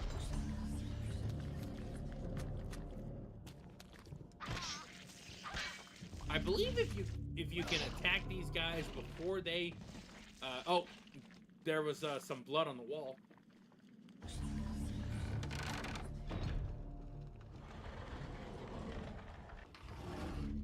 Where are you going, you little bucket of fun? We're not gonna be able to do anything with that. However, curious discs, huh? All right. We do have ourselves a enchant item spell scroll. So now we can examine the contents of each spell scroll to see whatever. So if we go ahead and do this, we can enchant it. The spell requires Antorbrock and Magamore runes. And I believe right here is the codex for, I believe, Antobor. Uliaf, Antobor, and Magnor, I don't know. Anyway, so now we can go ahead and sign this. So let's go ahead and sign this. 3 spell, augment, doing all that. Let's go ahead and switch it over, or set it over to Y. That'll probably make things a little bit easier. And now we have a magic meter.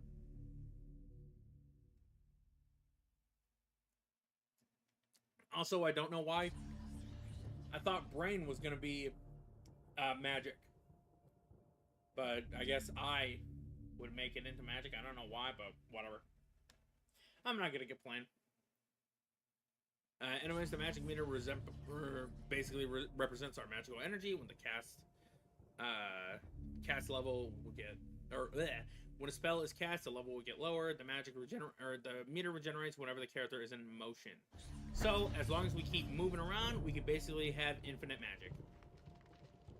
But we can't really do a whole lot with it. So let's go ahead and use our quick select and let's enhance our item. We have now repaired the weapon, or the urn. We can go ahead and do this again with the blue, with the green one. Now both of them are affected. Also, we're still getting blood all over the walls. Yeah, he is not looking good, folks. Jeez.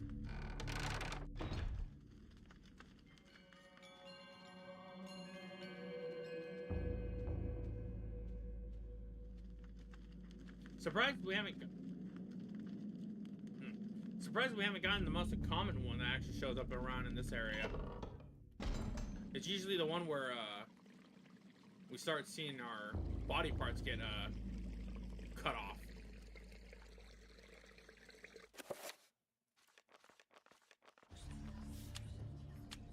Let's go ahead and do another save just in case. Yep, save and continue. There we go. One of the things that you have to do is, because if you happen to die during this and you haven't saved in a while, you got to go back to your previous save. So that's why I'm saving constantly. Dunking the urn into the foul-smelling fountain, it becomes filled to the brim with rank fluid. It is a lot heavier now, and rife with fauteur. We now have a filled green urn.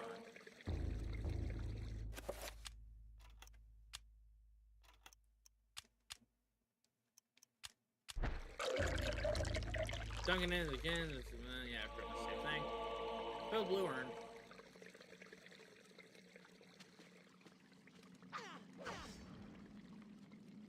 Actually, I think one of the things that you can do is that if you happen to hit a wall, I think it will start to bleed. I think. I don't remember, though. We should probably get something happening here now.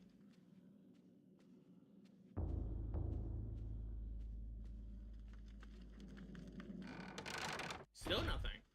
Surprised.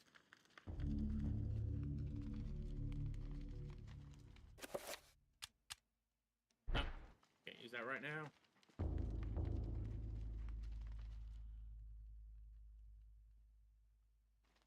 Carved into the thing. Let's go ahead and place these down. Although the urn appears to sit correctly in place on the pressure plate, it does not appear to be heavy enough to depress it.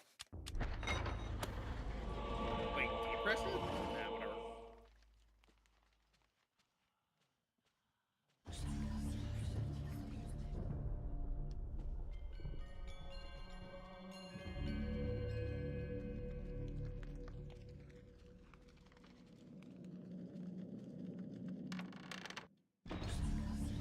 Fun little fact about this whole level and everything. So, you have come to return my book. Very well then. For your efforts, I promise a quick and merciful death. Oh no. We ain't letting that happen. Though it looks like he's constantly draining our sanity, so we're gonna definitely want to take him out ASAP. I believe aiming for the head will always, will stop him from doing whatever.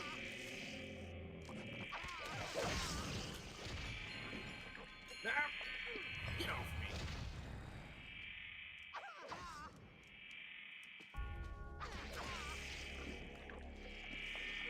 I said get off.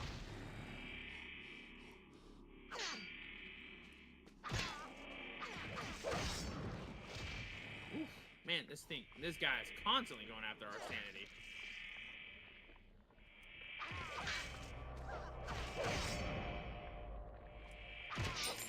There we go. We have acquired the bishop's key. Then go ahead and take out that guy's head.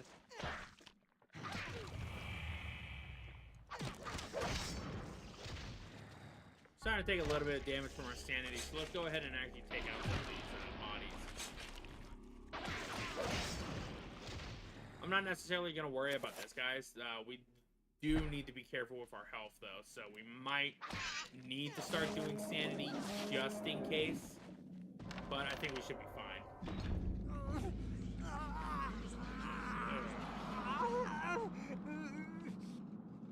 Jesus. It does not look good. Whoa!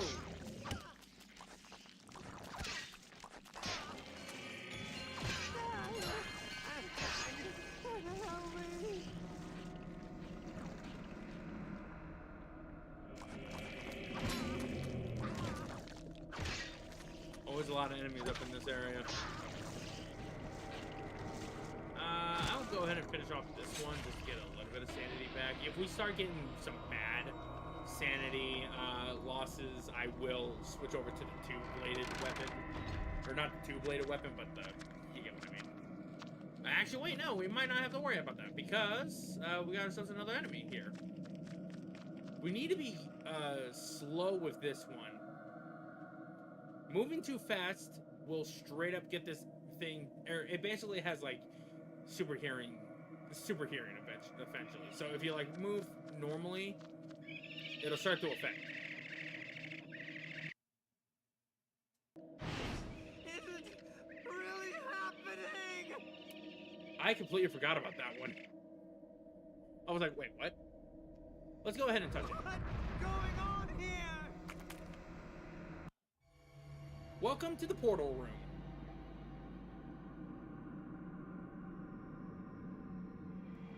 This one is relatively great. The Trapper Dimension spawns in sprawls in every direction. Whilst in this place, magic cannot be cast, and humans are subjected to odd phenomena.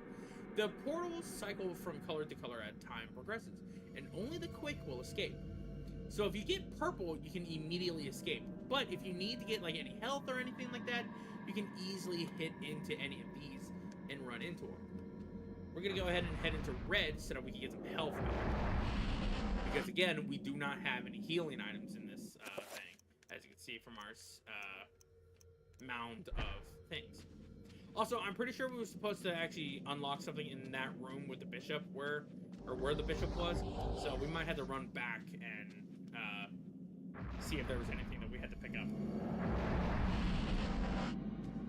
One of the things that's also relatively interesting about this game is that this game originally was supposed to come out on the N64.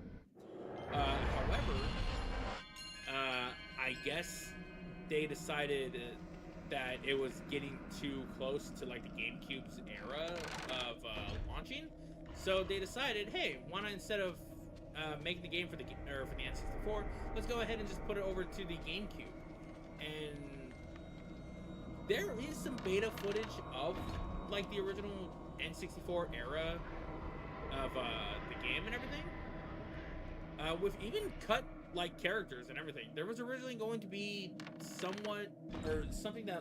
character that looked like a Templar Knight of some sort, or definitely in the same level as some of the other characters that show up later on in the game.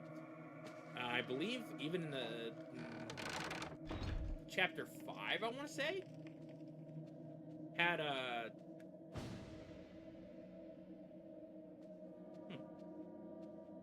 I thought he was growing for a second. I was gonna be like, oh, we're getting that one again. Trappers have no eyes, but can sense sound very well. If Anthony can sneak past them, they won't cause any trouble. Luckily for us, all we got to do is just press the X button. You just gotta be wary of where they are, because they can sometimes just sneak up on you when you least expect it.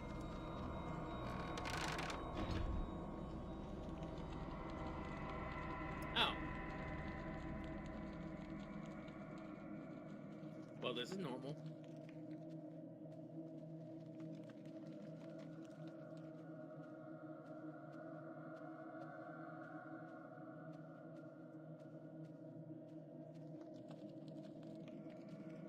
Wait a minute, I can open a door right there? This isn't really happening! Oh, hi. Didn't even expect you there. Yeah, these guys aren't necessarily going to do a whole lot in terms of our sanity or anything like that. It's really the big fleshy enemies that, like, decaying bodies and shit like that, that are really going to start doing a lot of sanity effects. It's, it definitely can get a little painful.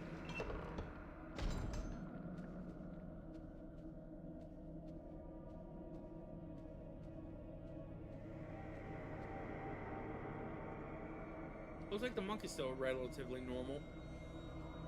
I think at one point the monk could actually attack. I actually don't remember. I want to say it's a random chance that it can happen. But I feel like if they did that, they would kind of spoil something.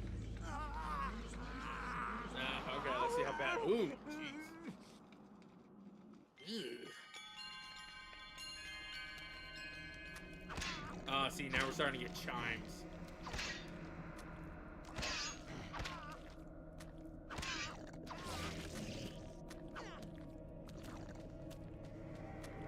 Once you start getting the wind chimes and everything, that's when things start getting more and more kind of freaky. Oh.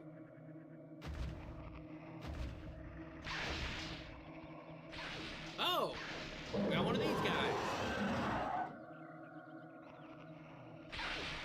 And he's blocking the way. Let's go ahead and head down here. Gonna want to head down here, and we're probably gonna want to get these guys taken out.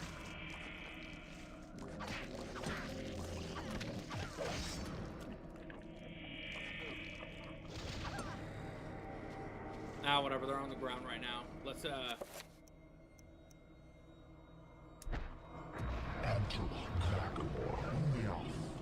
So by enchanting the weapon will allow us to enchant the weapon to its rightful thing. So if we're blue, I believe we should be doing, yeah, we're doing like double damage.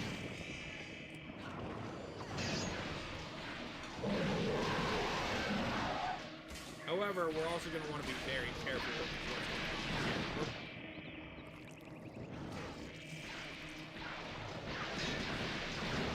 There we go. Woo.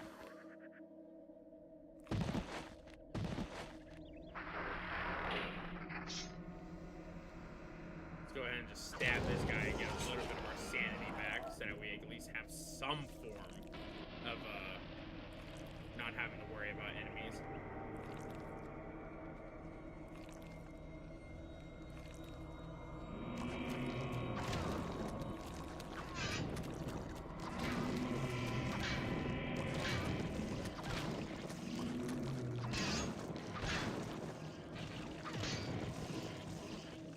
I don't think we really have to worry about anything over here.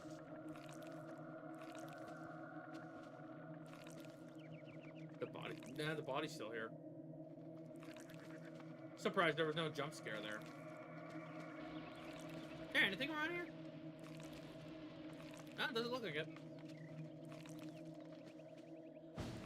Alright. Let's go ahead and... yeah, we're gonna need the bishop's key. Let's go ahead and use it.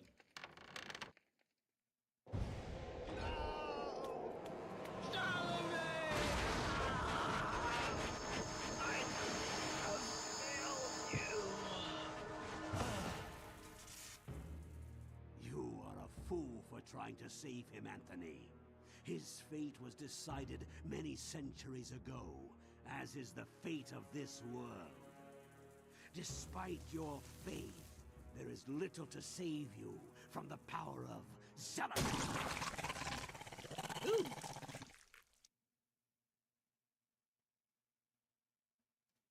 Yeah, that is what I was referring to. I don't know if it actually can happen. I don't know if that monk will attack you or anything, but I feel like if it would have, that probably would have been a little tease or straight up a spoiler for potentially one of those things. All right, so now we have to figure out where we need to go now.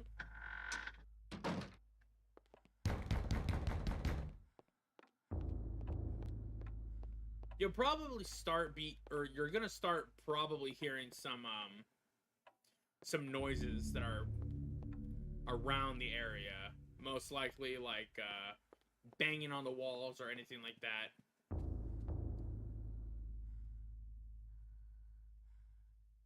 Hey, Retro. I don't think we're gonna get like any crazy stuff right now, because yeah, we're still relatively sane. It's nothing too crazy yet. Taking a look over here, it definitely looks like it's starting to get darker now in the thing. The last weak rays of the sunlight fight the shroud of darkness. It lends an eerie feel to the last few weeks' events. As the sun set, Alex appears to be alone in this house with nothing but the spirits of the old for company. Yeah, I wouldn't want to be in a fucking mansion like this or an estate like this alone. Like, just standing in this room like this.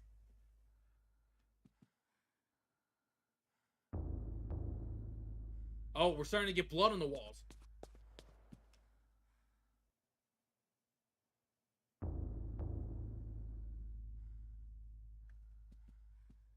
think it's starting to drip all the way from the top, I think. No, it's straight up just coming from that thing.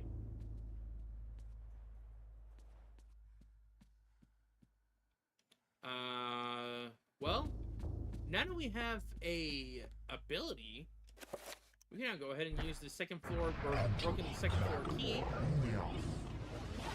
to fix up the second floor, well, yeah, the second floor key. Opening the door, and we have some stuff going on in here. First of all, we have some blood going on in the freaking thing. And yes, you did just see that head move.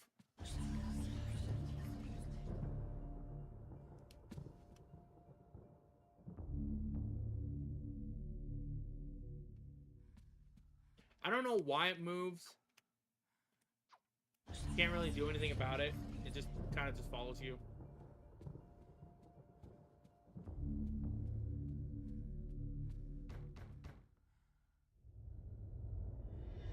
Hello.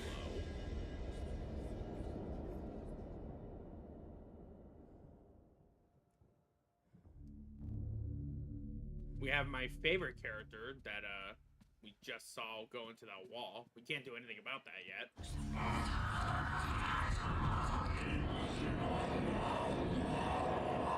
Stained glass depicts a glowing medieval maiden, luminous even with the faint light of the setting sun. The maiden clasps a piece of parchment in her hand. The window gives Alex a strange feeling, almost as if it is magical and not really there. A glowing force of energy protects the window. Yeah, I can't really do anything about that right now. Oh, Retro, if you're still here, or Sigil, I'm just gonna call you that. If you want to know who, or what won the, thing, it was a tie, but, it went to Zelatov. So we are doing the green sigil. It's too dark in here to do anything. Perhaps the circuit has been broken. Yeah, I wouldn't want to be in that room either. This painting changed? What the fuck? It looked like it did for a second.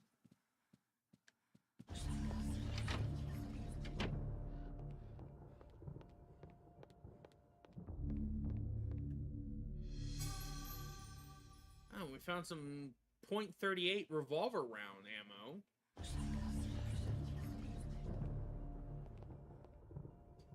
A musty aroma hangs in the air, and the layer of fine dust lies on all surfaces of the room. It seems as if no one has been here for a long time. It's almost like a museum. You know, honestly, if I saw a room like this, I'd be a little freaked out. A chapter page has been hastily stashed behind the frame of the painting. Should Alex receive the chapter page? Let's do it. Alex has found a chapter page entitled The Gift of Forever.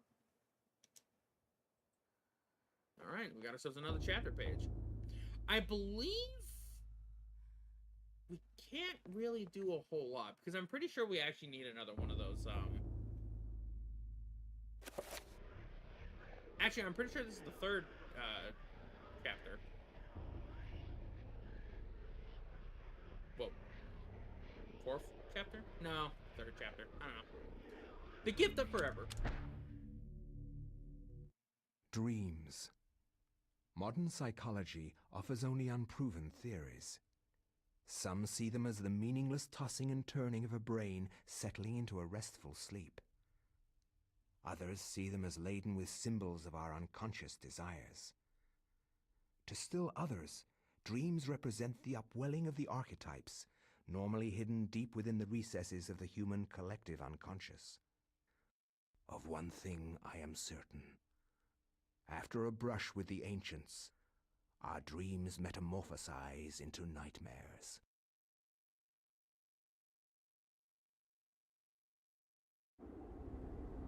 I hope you guys don't mind if I don't really talk during the cutscenes, because I know that there's, like, voice acting and everything, and I know that there's subtitles and everything, but I don't know.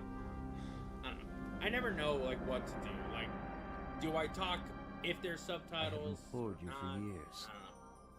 Yet you ignore all my advances. You dominate my dreams, and I can think of nothing else. I fear I desire you many 100 times more than you love me.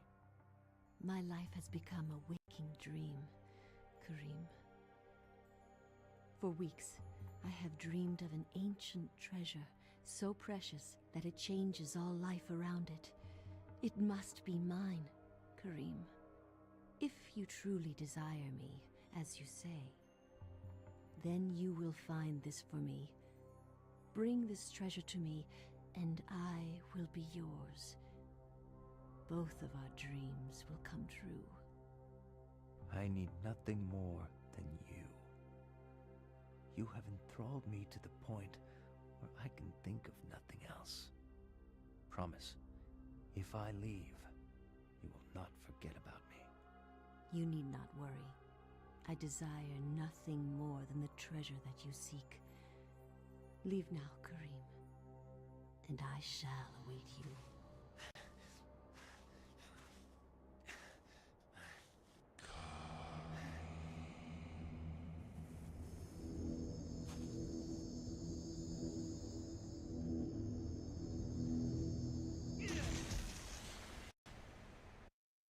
I love how the fact that he just decides, oh hey, you know, random glowing lights. I'm gonna go ahead and just walk straight in there. Anyways, now we are Karim. We have a talisman of healing for 5, and we have some chakrams. These little things are basically a little throwing weapon. Central Asia in medieval times. Oh, I didn't even know that. Balance rings. Heavy targets could sever limbs or heads. Jesus! I didn't know that. And then we got ourselves some, Talwar? I don't know. We have one of them right now, but later on we could be able to get the second one. Oh, I thought that was it right there. I was gonna be like, oh, well, there it is. Look at that. Man's corpse fallen. Wounds covered the exposed flesh of his body where his armor has failed. But now here's the real question. How long have these bodies been here? The world may never know. Oh. Oh, well, we're gonna get some freaky deaky shit now.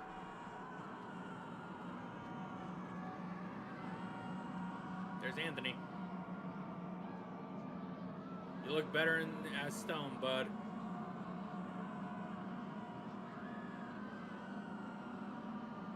Also, I love how the floor...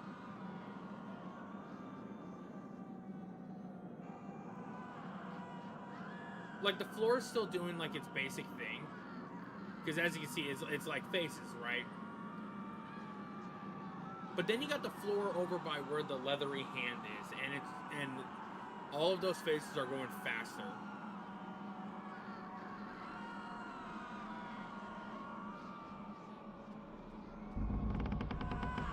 As you can see. Also, all the stock screaming sound effects. Jesus. Created in the hand of what appears to be a leathery hand lies in the mysterious book of the Tome of Eternal Darkness. Yep. Let's go ahead and pick it up. And refresher.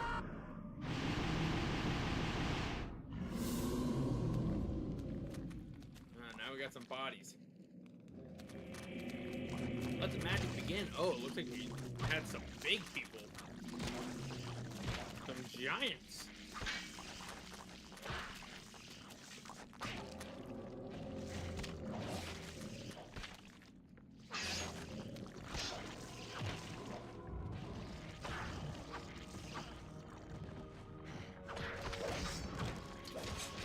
Like, ooh, shiny, then proceeds to get zapped in. Get zapped to a place out of hell. Yeah, pretty much. Oh man, is my latency bad? Do I not have it set to like overly low or whatever? I feel like that might be the case, but also could just be. I don't know. Anyways, bunch of stuff that we can do right here. First of all, we got all these enemies over here that I'm not even going to worry about because I want to have the sanity effect happen. I want the game to fuck us up. Statuette vaguely resembling a man stands atop a low pedestal. Go ahead and pick it up. We now have a statue of a man. A very stout. Looks like we got another magical rune here, so we'll go ahead and check this guy out. Give me that magical rune. May as well collect some more sanity for us as well. Why not? Oh, you guys still alive. I forgot, just because you attack them, you don't necessarily mean that they're already dead.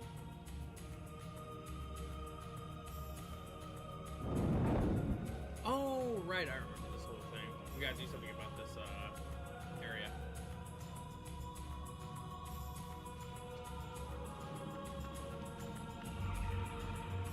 Oh, right, we got the room. Oh, those are skulls that are on there. That freaked me out a little bit.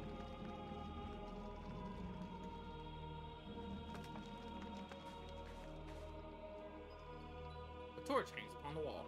Go ahead and pick up that torch. What I love about this too is that this torch technically is just still in the world in real time. So the moment that you make it disappear, all of a sudden the light's gone. That's kind of funny.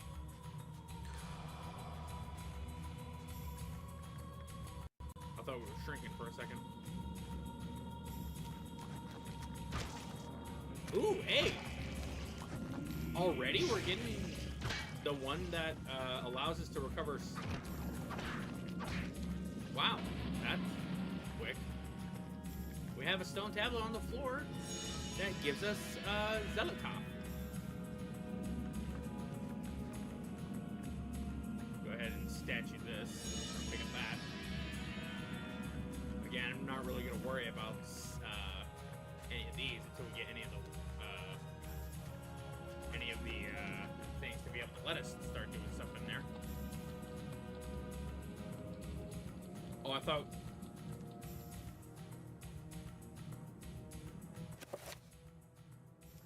Put some statues. Let's go ahead and get a save in real quick. Save and continue. Bada bing, bada boom.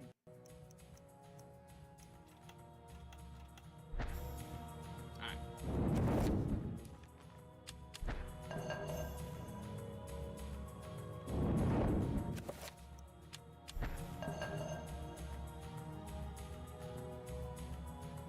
Put that down and step on this.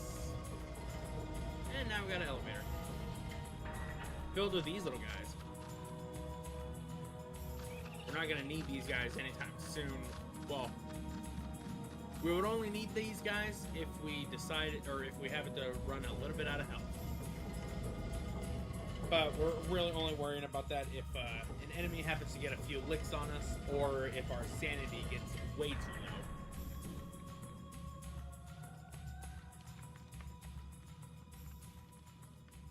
Another one of those guys.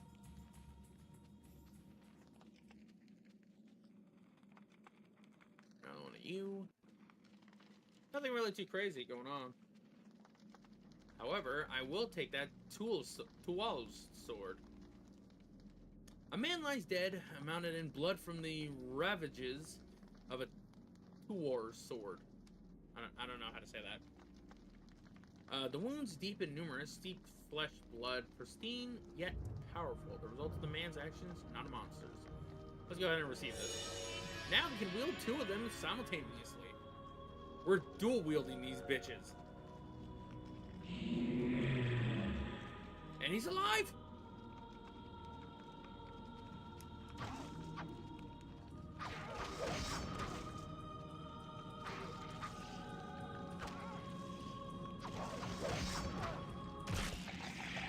Ooh!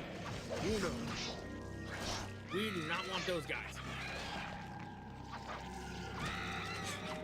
So those creatures, those are creatures we do not want. to attack us. Because if they get into us, I believe it is instantaneous death. I think we even showed it in the previous playthrough. I either showed it or I just never had it happen to me.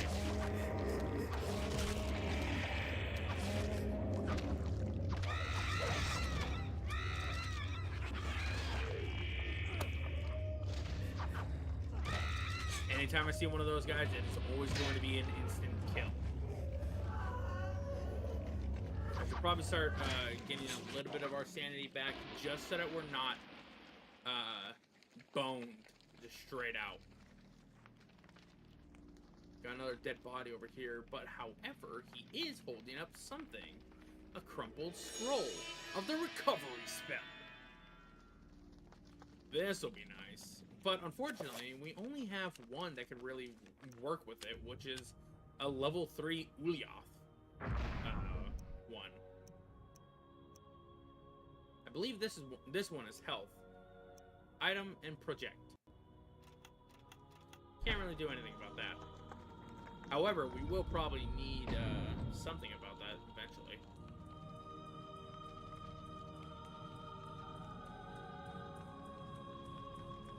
Oh, I'm shrinking. This isn't really happening.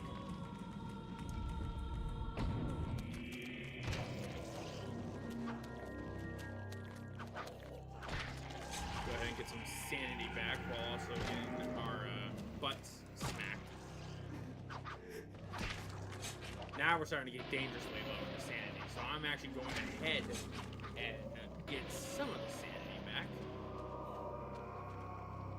Be nice to have. Whole world of stuff can actually happen if you're not paying attention to your sanity and whatnot. Oh, hello. I believe we're gonna have to fight this guy normally.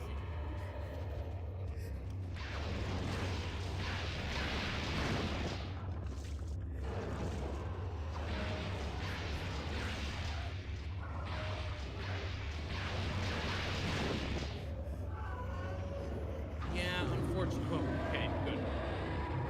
Unfortunately, since we did not have we have the magical rune for that barrier, but unfortunately, we still do not have a magical rune to be able to. Oh, damn it! Or whatever the case is, we got another magical codex, so now we can be able to do potentially something. Let's see what we got. Self, item, project. We still don't know what that is. So I guess for now, we're just gonna have to use the talisman.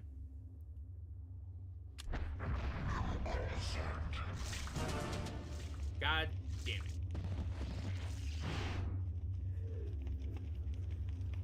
it. Yeah, luckily for us, that only ever happens like a few times. I think it's just random, but I think you can have it happen a few times to you. But one of the things that's really funny with it is that, like, if you're really needing to heal and that happens, you're just all like, God damn it. You know what? I will take a heal. What? Again, another one of the greatest things about. Oh, but there's a blue. We can't. Actually, no, we cannot do sanity. Sanity is getting kind of low, though. But I don't think we really have to worry about it. We just have to get over to red. We get over to red, we can at least get a little bit of sanity increase. If we get the enemies to start coming over to us. Unfortunately, this guy is going to constantly be smacking us.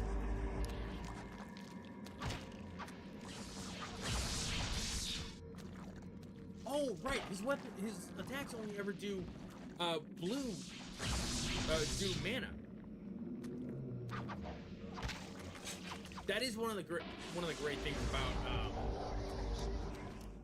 having to deal with the enemies that are I believe they're stronger than you? Actually, no, these guys are weaker to us, I think. Or something like that. No, wait, no. Yeah. We were dealing with, these... No, wait, no. Yeah. We have the strength advantage for us. It's the blue ones that are the ones that are going to be a problem for us, whereas the green ones are going to be easy to take out. My dear Alex, I will always be at your side. There are times when insanity takes hold, and nothing seems right. During those times, I will help you. Fear not, for I will keep the darkness away. This isn't really happening. Well, alrighty then. Continuing onwards. Oh, hey, we got another codex. Nice. I believe this one is... Oh, the recover spell. Ulioff, Necrocops, and Santek. So now we have the recover spell. Unfortunately, though, we only have Ulioff, and we don't really even need this one because, again, you can just move around to get blue healed up again. We really need green for sanity and red for health, or Chitoga for red health, and Zelotov for green. I don't remember what happens here, so we should probably actually get a heal real quick. Or no, not a heal, but a save. Sure you want to save over the save data? Do that. Bada bing, bada boom. There is a fucked up one that you could be able to do where, like, if you happen to be, like, trying to do whatever, it could say, like, oh, hey, do you want to delete your entire, like, save data and everything like that? Okay, good. Here we go. It sucks. I don't know if we want to enchant. I don't think we should. I don't think we need to. Though, I'll probably keep an eye on it.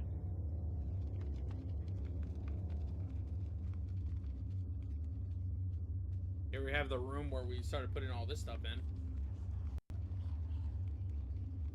A large Ramdao broadsword protrudes from the solid pedestal made of stone. It awaits its next owner. Let's pull the sword. Alright, now we got ourselves a big weapon. A two-handed weapon. And we have ourselves a room that's filled with these guys. So we're gonna have to be, yeah, these guys are gonna start doing a shit ton of damage to us. So we should probably actually start bringing out things. Do a little bit of crowd control.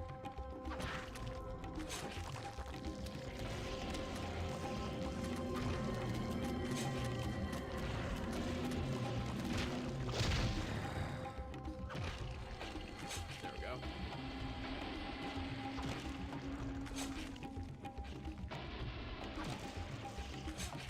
Bring our sanity back to a little bit. There we go. Now we should be perfectly fine. Oh, no. I forgot. There's like 2 waves to this.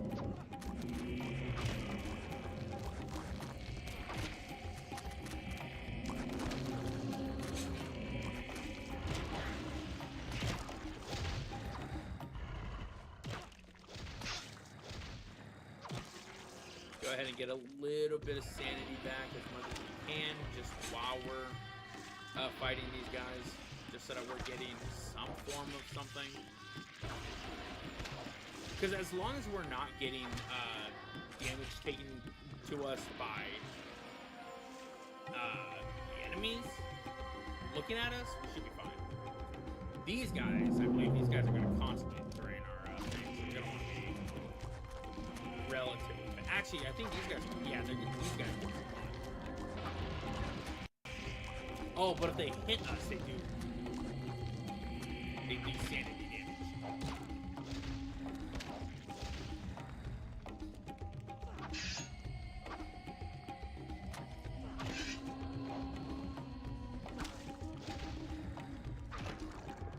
these guys, I believe they just constantly do sanity damage, I think.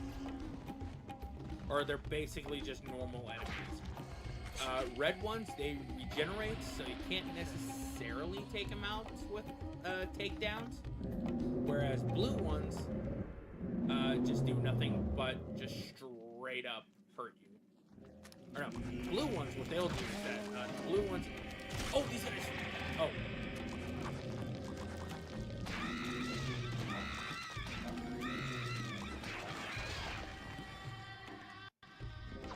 I'll go ahead and take that guy out, because he's going to always get something. Stab this guy. Get the magical rune of Zelatov. Now we can recover sanity whenever we need to. Nah, couldn't even do anything.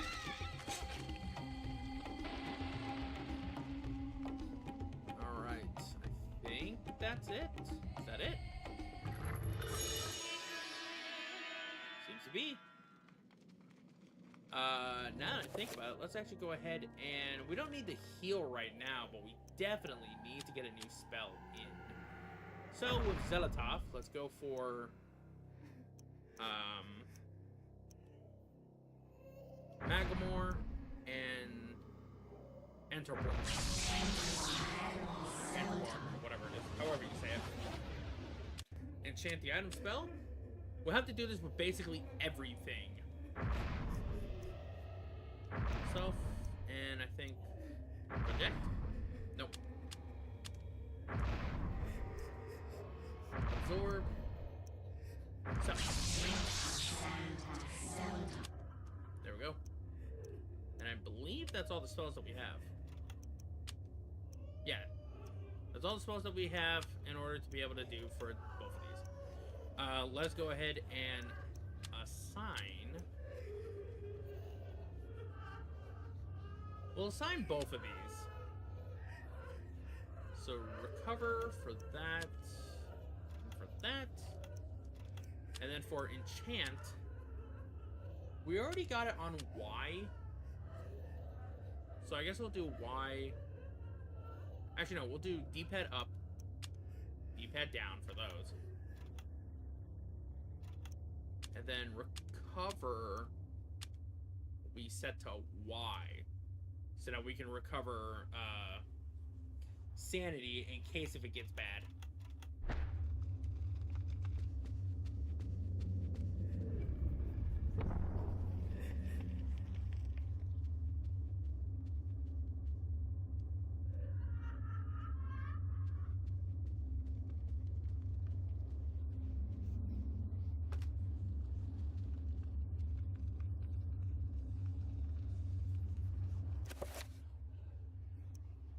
Gotta... Okay, so enchant item is up and down for those. Got it.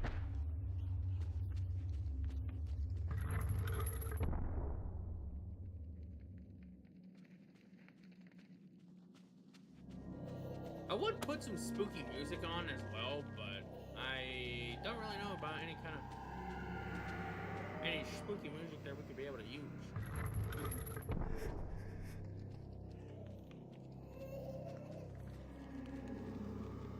It would be kind of nice, but at the same time, this is one of those games that do kind of have a little bit of a thing going on with its storytelling and whatnot. Retro, or Sigil, how are you thinking about, or what do you think about the game? What do you guys think about us doing a round 2 for both this and essentially Dead Space with the remake? Enter my weapon with the green.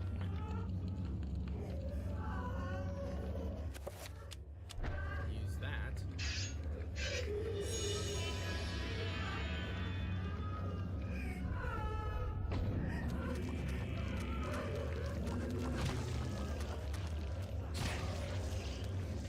Go ahead and get some get off me.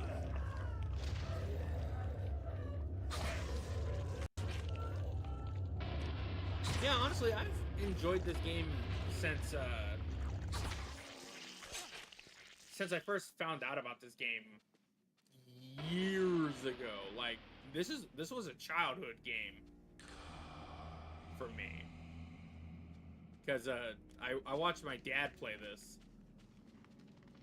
And I was very much caught up into the game, especially when it came to like all of its sanity effects and everything. We don't really need a heal right now, and I don't want to use the talisman. I think we should just be good on any of these. I think this room... Oh, wait. Hey, hello.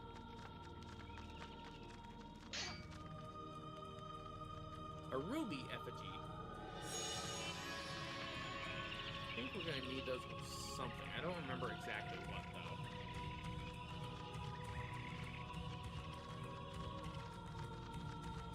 Gonna definitely want to be careful of where these little creatures go. Again, you don't want to necessarily go down into the trapper's area if you don't need anything right now.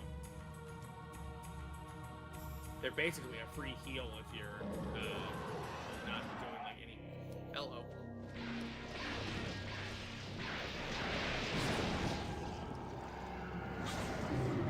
Oh yeah. Only 2 hits because you took out 2 of his heads. You go ahead and actually do a finish move on him so I can get a decent amount of stamina back. Or sanity back.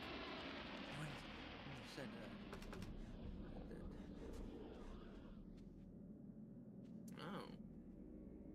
The way forward is blocked by a iron thing that appears to have no visible block. There must be a way. Gee, I wonder what this is.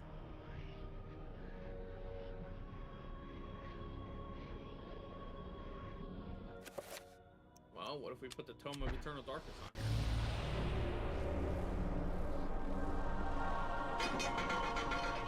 Well, would you look at that? Let's go ahead and pick up the Eternal Darkness again.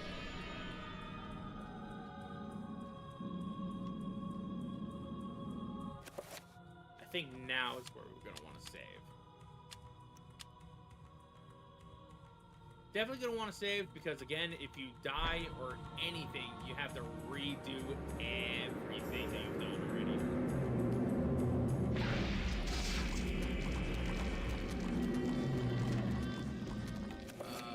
I gotta see what my quick ones again are. I think we're gonna want...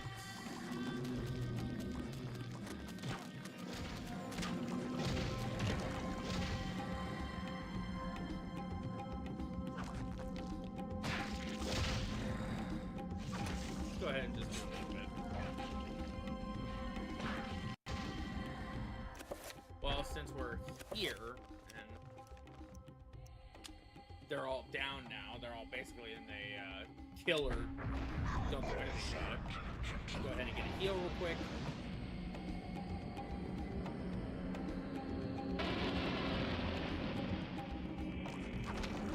And a little bit more. I think they're gonna have us deal with a blue. So just in case, I am gonna do... Ah, damn it.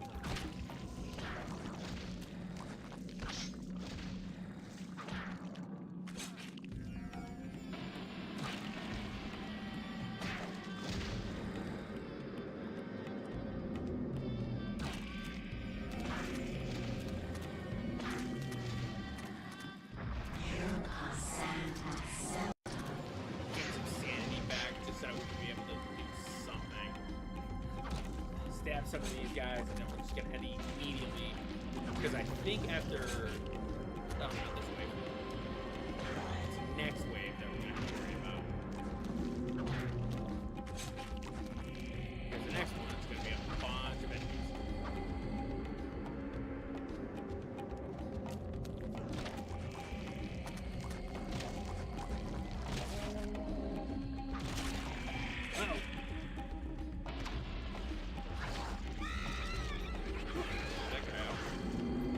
Luckily, any of the green ones that have to burst out of an enemy, they will not.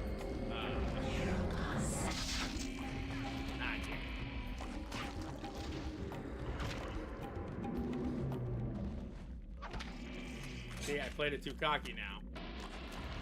Now I'm in a situation where I have low health, and I basically now have to use the talisman.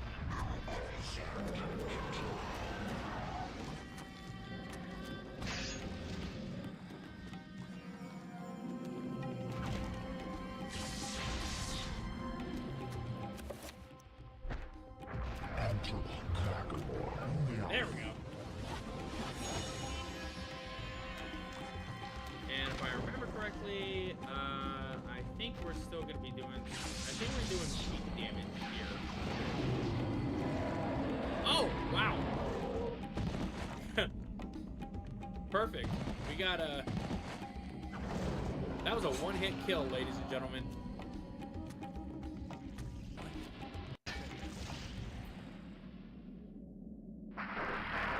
That was a one-hit kill. And in return, we pick up...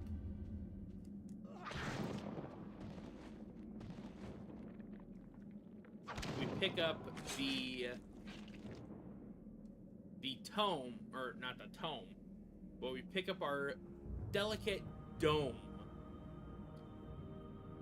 of a pale blue statuette, otherwise known as the Veil of Ulyaoth.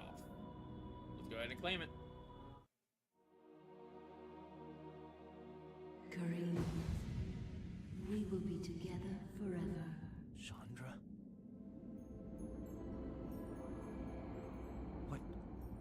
What happened to you? Things change, my dear Kareem. But even though my body is ravaged, I await you. Who did this to you? You were gone so long. I gave myself to a nobleman with a jealous mistress.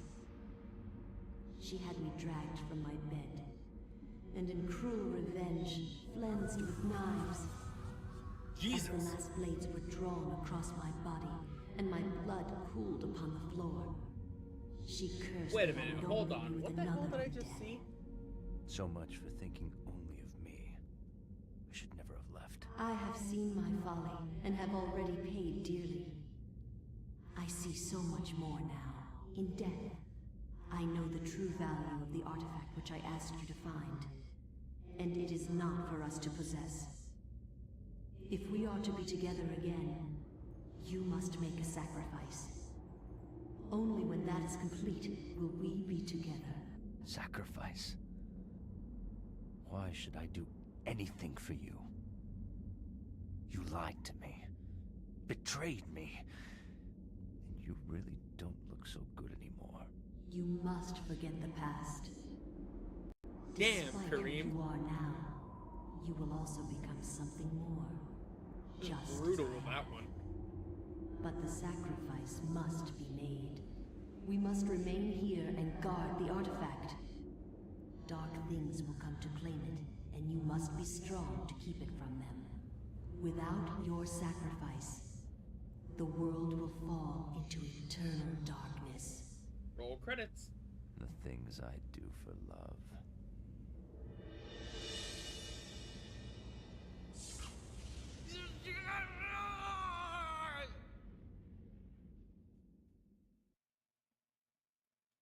Well, he got the pretty girl in the end. The only unfortunate part is that, oh, hello.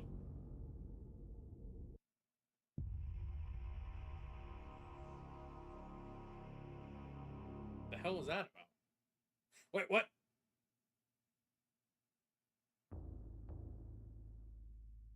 This can't be happening. Yes! Oh my god, we actually got that one. We never got that one in the original playthrough. Oh, dude. I think that did that say Sanity's Redemption? Or what did that say? Hold on.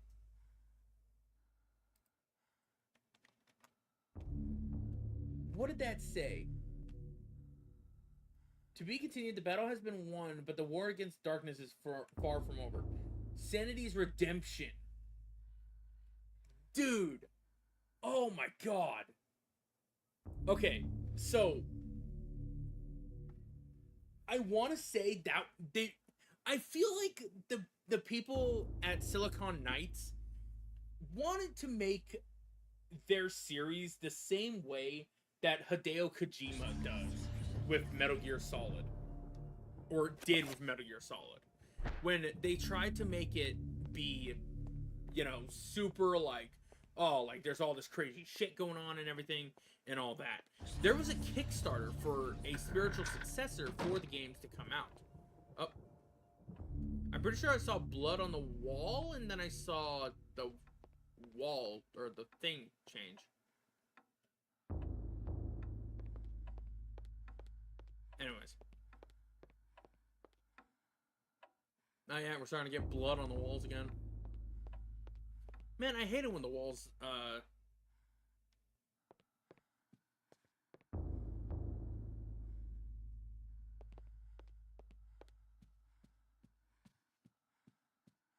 hate it when the walls start, bleeding, you know? It's never fun.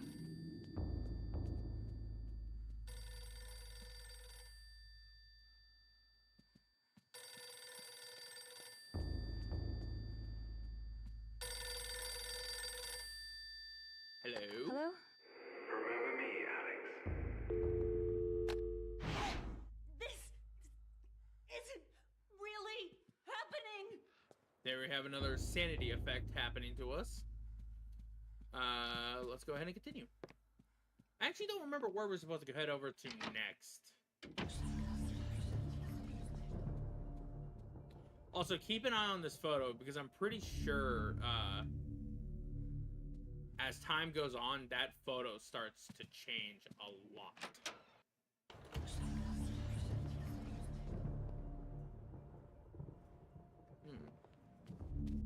Oh, we got some more revolver ammo over here.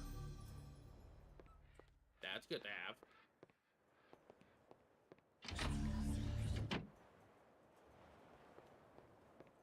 Oh, hey.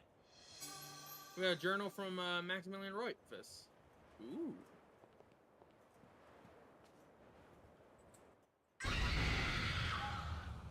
You're welcome for that, by the way. One of the... That... Okay. Real quick. That used to scare the fuck out of me. When I saw that for the first time, that legit... Not lying. I used to be scared of bathtubs. When I saw that happen. Freaked the fuck out of me.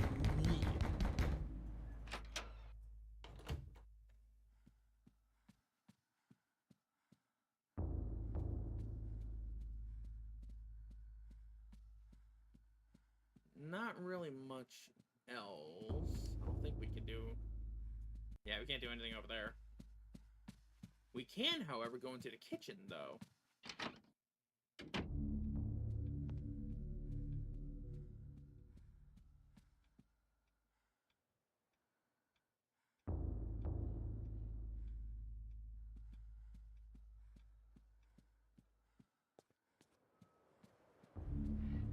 Going... I think it's over here, right?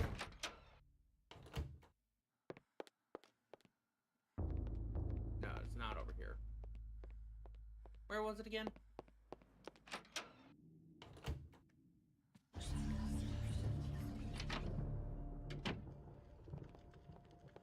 Ah, right, here it is.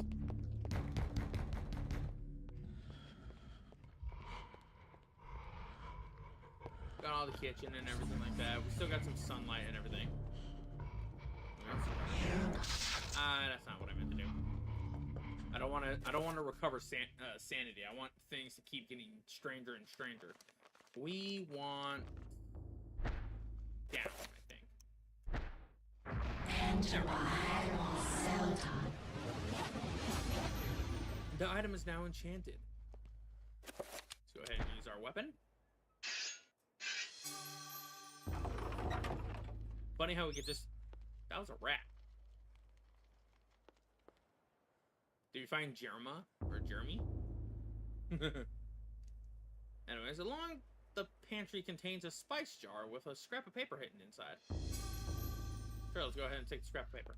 Or scrap the jar. Firmly sealed glass spice jar. The faint aroma of Arabic spice... Arabic? I don't know. Spices is tantalizing. Emanating from it, there is a piece of paper inside of it. Let's go ahead and open the jar. Hey, we got ourselves another page. The Lurking Horror. Oh, hello.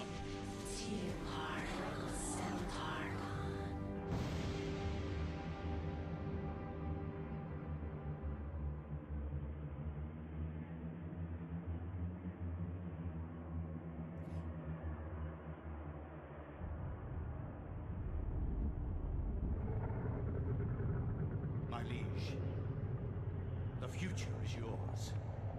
The light in the age of darkness has been extinguished. The pillar of flesh has been constructed. The master of chaos, the keeper of the ancients, is long dead. The planets will be in alignment soon. All is prepared for your arrival. I will begin the final incantation that will bring you into our world within days. The next millennium will truly usher in a new age. Your guardians, now prepare the gate!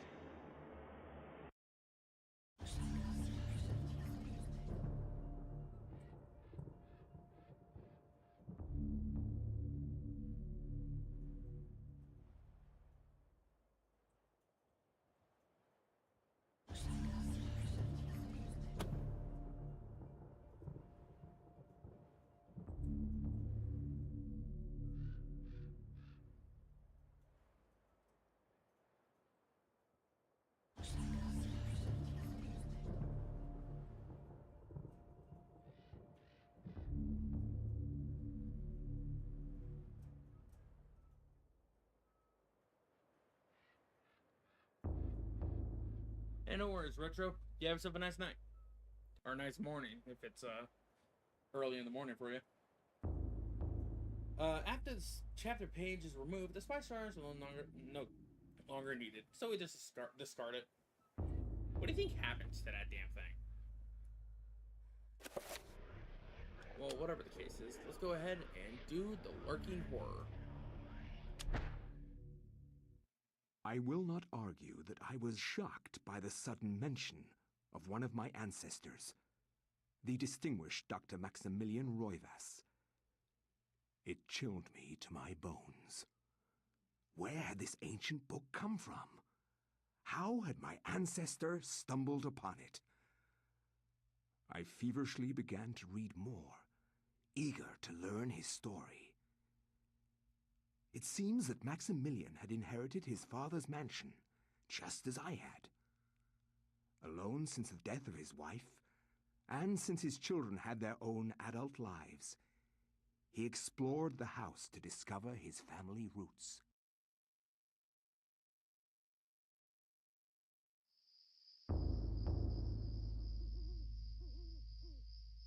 It has been 2 weeks since the death of my father, and it has finally come to me to look over the mansion.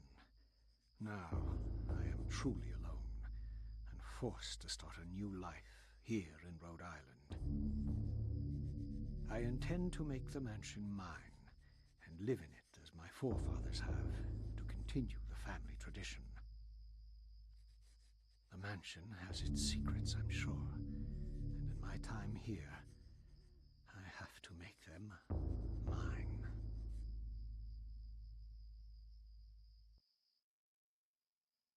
Now begins my favorite chapter. I'm going to be quiet while you guys listen to the music.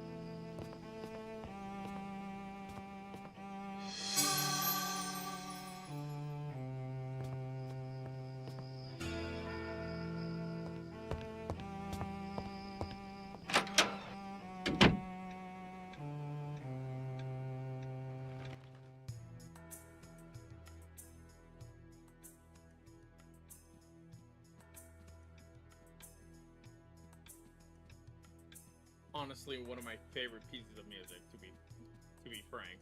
I love this song. Oh, hello. There's more flintlock pistols. Funny how the flintlock pistol kind of looks like gems. Anyways, we also got ourselves the flintlock pistol in and of itself. We can go ahead and check it. Muzzle-loaded pistol with the rate of fire is rather lower, but it packs a powerful punch. You can only use one ammo, not like it really matters or anything.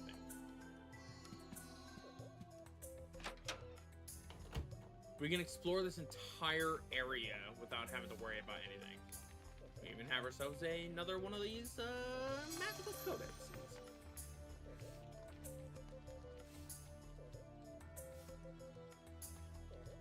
Also, I'm not gonna lie, I can hear shit going on in the back of my behind me because there is tinfoil that we have on the windows, but the windows are not put in properly. So like you can hear the wind hitting them and everything.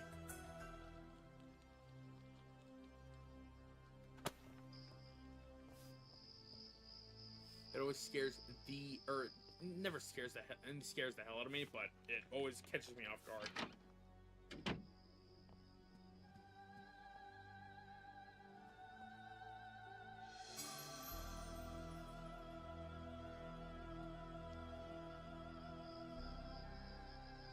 As grim reflection returns, Max's questioning gaze, his face wrecked with sleepless nights, and a strange gleam in his eye hint at growingly odd demeanor.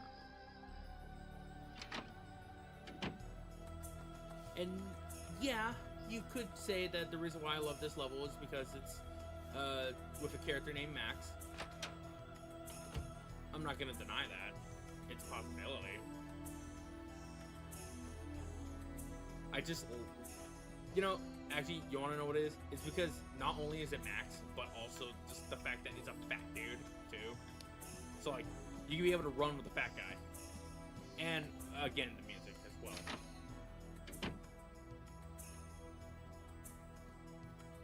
Got some old photos. All these photos are, like,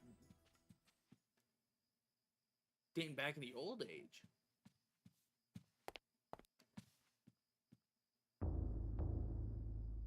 Yeah, now we're starting to get the music that plays when we're as Alex. I do love his sneak, though. He's all sneaky and everything. Cool moonlight filters in through grime-stained windows. Even with the servants cleaning every day, the house never seems to get very clean, as if the very nature of the house itself is soiled. Well, it wouldn't surprise me, considering the fact that, once again, we have all the stuff that was going on over there. Huh. That's rather odd. An oil painting of the mansion's foyer hangs on the wall. Max wonders why the artist would paint an inaccurate picture of one end of the room with such clear detail and clarity that it approaches realism. Well, there's a reason for that. We're not going to get it right now, but we'll eventually get it. Anyways, as you can see, there's the whole thing with all these. You got Chatoga being powerful against Zilotov. You got Zilotov being more powerful against Uliov, and Uliov, Chatoga. With Mantarok being in the middle, signifying that it's powerful against every single entity.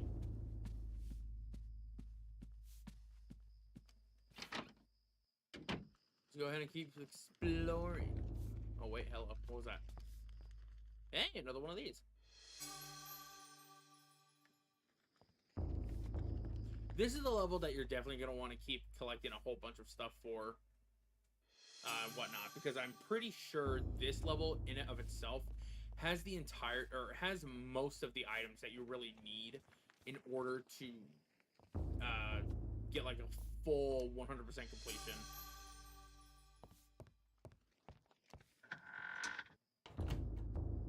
Not really much else to do except go in here.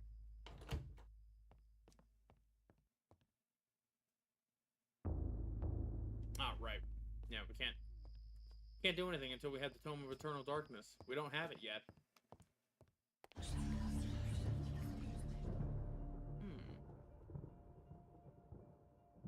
There's something written beneath the image. When darkness spreads its wings before my master Zelotov's greatest foe, the path to truth will be opened. Technically, to be fair, it is, or it would be Mantarok, because it's technically true, but it would be Tritoga.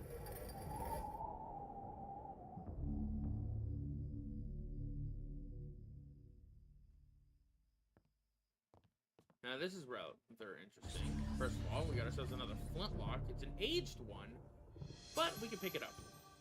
And now we can dual wield 2 pistols. We also got ourselves another scroll. Make sure to grab this when you can. To reveal invisible.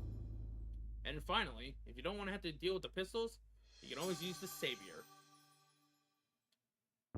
Now, relatively interesting thing that can actually happen is that if you have low sanity, which it's going to take a while to get his sanity down, but if you happen to be using the dual flintlocks, there is a unique sanity effect that can happen with any of the weapons that require you having to reload a weapon, which is there's a possibility that you can actually have the weapon go off in your hand. So if you happen to be having like I think it only happens when you're dual wielding. I don't fully understand it. We also got some letters that we still need to collect. We haven't collected all of them yet. We've only collected 1. Laying against the desk is a strange leather-bound book. We now have the Tome of Eternal Darkness, and this is the only time that we ever actually get the Eternal Darkness tome that's not from, like, the weird, freaky area.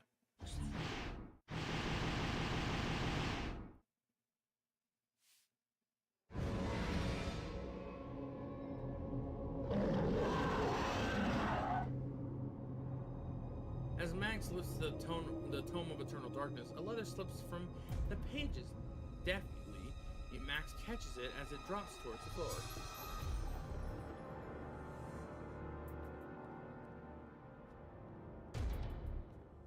We can hear that something's going on out there. Let's go ahead and equip our savior. And now, we're fighting for our lives now. The servants have...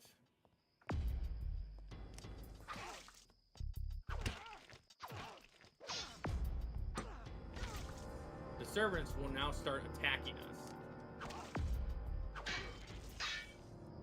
Basic enemies. They're nothing too crazy, but they're these enemies.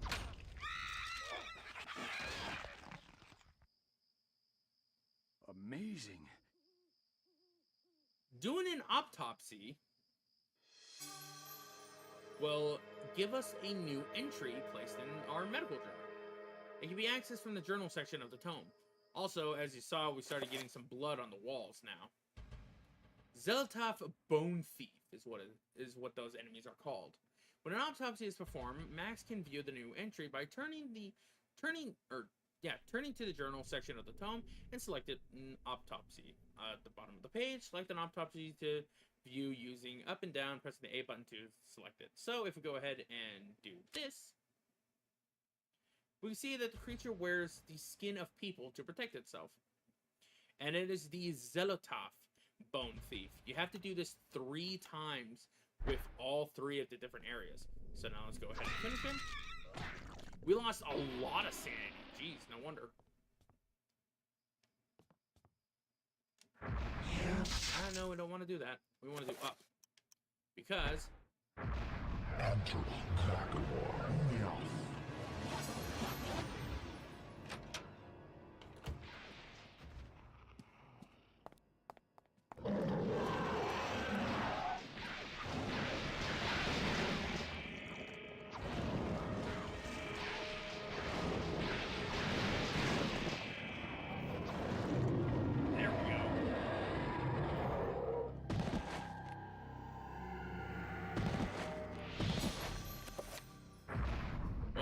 that reveal invisible. Let's attempt an autopsy. We also have a unique camera angle for over here.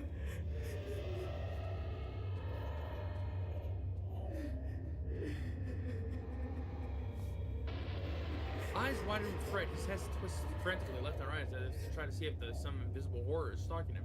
Have you no eyes? Can't you see it? He cries. So yeah, fortunately for us, we're gonna start getting some crazy shit happening. Oh, yep.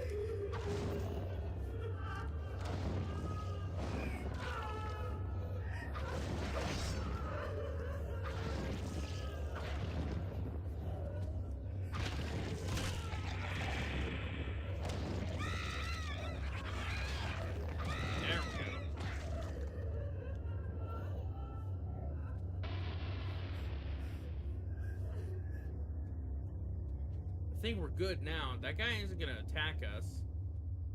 He could, though, if he decided to.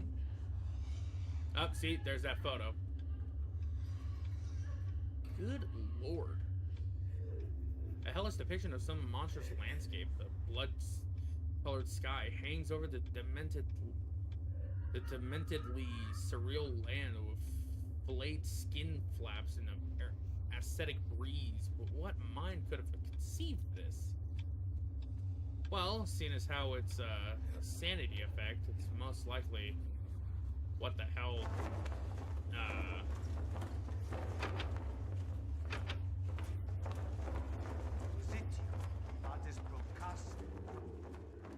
hello. Present envelope that has fallen behind the pedestal. Fallen, perhaps, or been hidden there. Despite his excitement of it, he has a strange, odd sense of evil.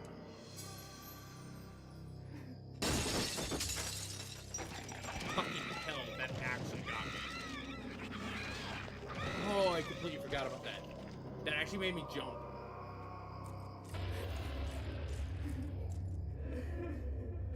I thought that was a nose for a second. Let's go see what the hell is in this thing. But first, let's also go ahead and save, too.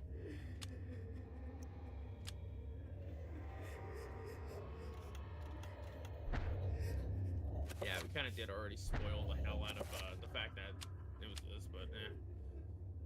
Odd rune is pressed into the wax. There appears to be something heavy inside. Let's go ahead and open it. Envelope is a letter addressed to one of Max's fathers on the side. Oh, and the basement key.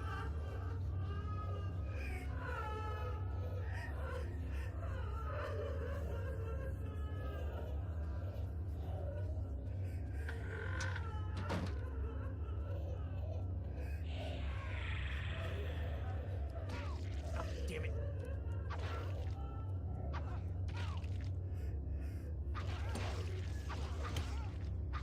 Yeah, unfortunately,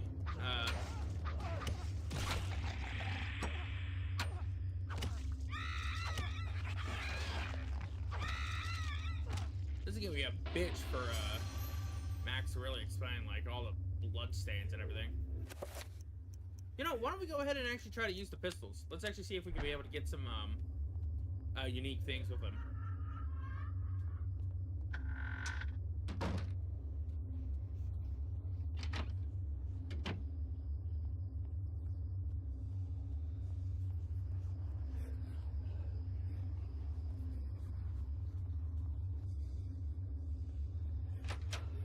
Gonna have to doubly be careful with what goes on. We gotta be mindful of our sanity and everything.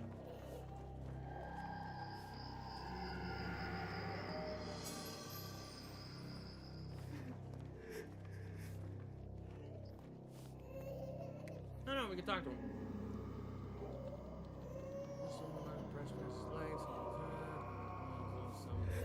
Nearby. Oh, I thought he was gonna attack us for a second. I was gonna be like, motherfucker.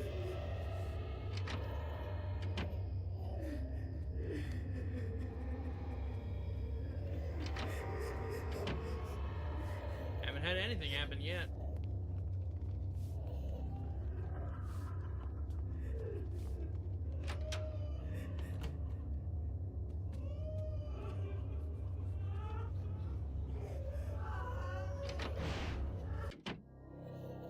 Oh, here we go.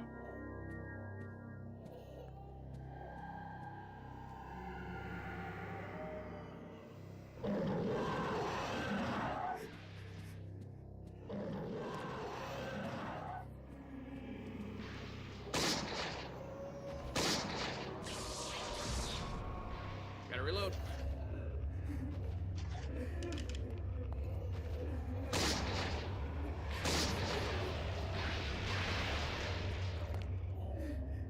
Probably should not be using this. Probably just go ahead for the saber.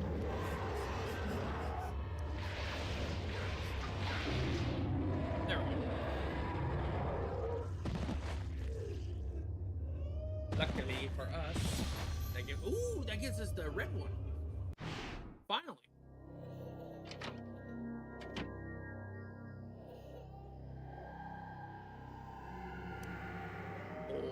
Okay then.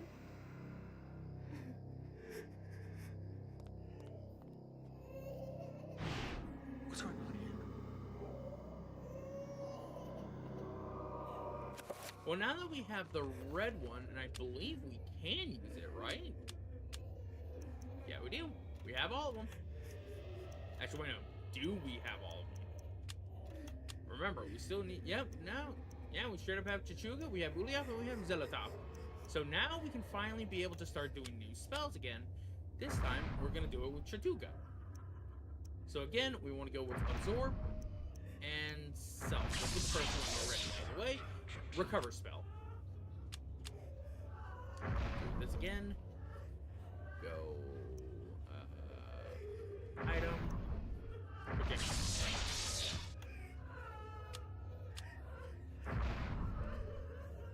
That.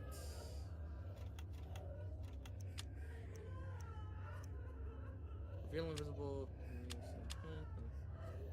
Oh, cool. Yeah, looks like we don't have to do any of that, so that's good to know. But I think if you want to actually do...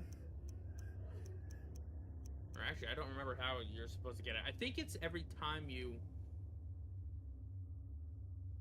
No, I think it just happens, and then you're just all like, oh, you can just be able to do whatever. But I think you need to do it for a new spell when you have a different level or power level point. So let's go ahead and head back into our quick spell, or into our spell list. Let's go to recover. Let's assign. Let's send to red, and we already got a recover on the D-pad. So let's go ahead and switch that over to the Y button, and now we can be able to do everything.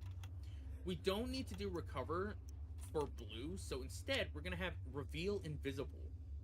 And we're going to assign that to that, and we're also going to switch it over to a green. And I'm pretty sure we need to do it on a green anyways. How are we doing on health? We're a little low on it, so let's go ahead and heal a little bit. I think we should be good now.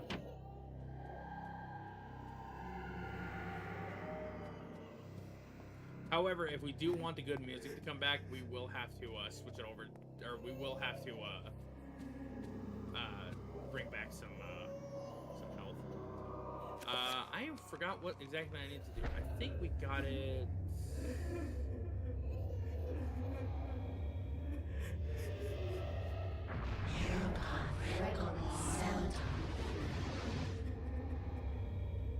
No, I did the wrong one. If I remember correctly, it was blue that we need to do. Okay, so spell list, feel invisible. Let's go ahead and cast it.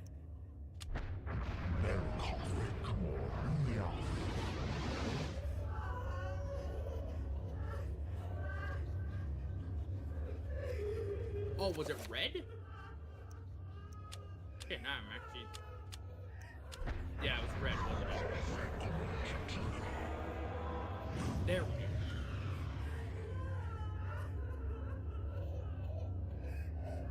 Okay. Let's go ahead and read. No, not that. Not that. Oh. No,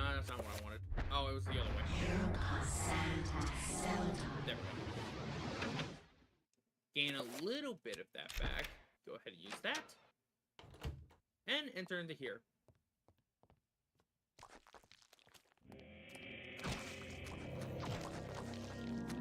See, I knew what I was doing all along.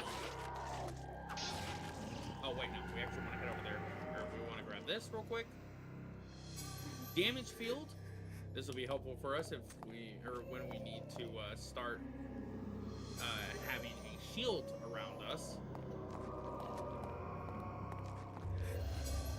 Some more flintlock ammo. Let's do a autopsy real quick.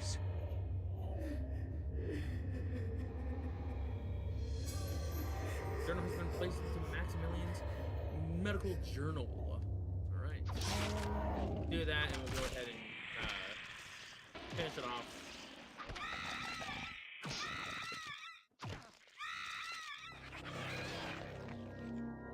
Finish this off. There we go.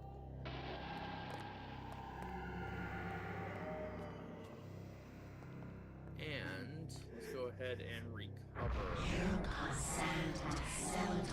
Recover a little bit of sanity just to get it somewhat better. And then recover a little bit of health.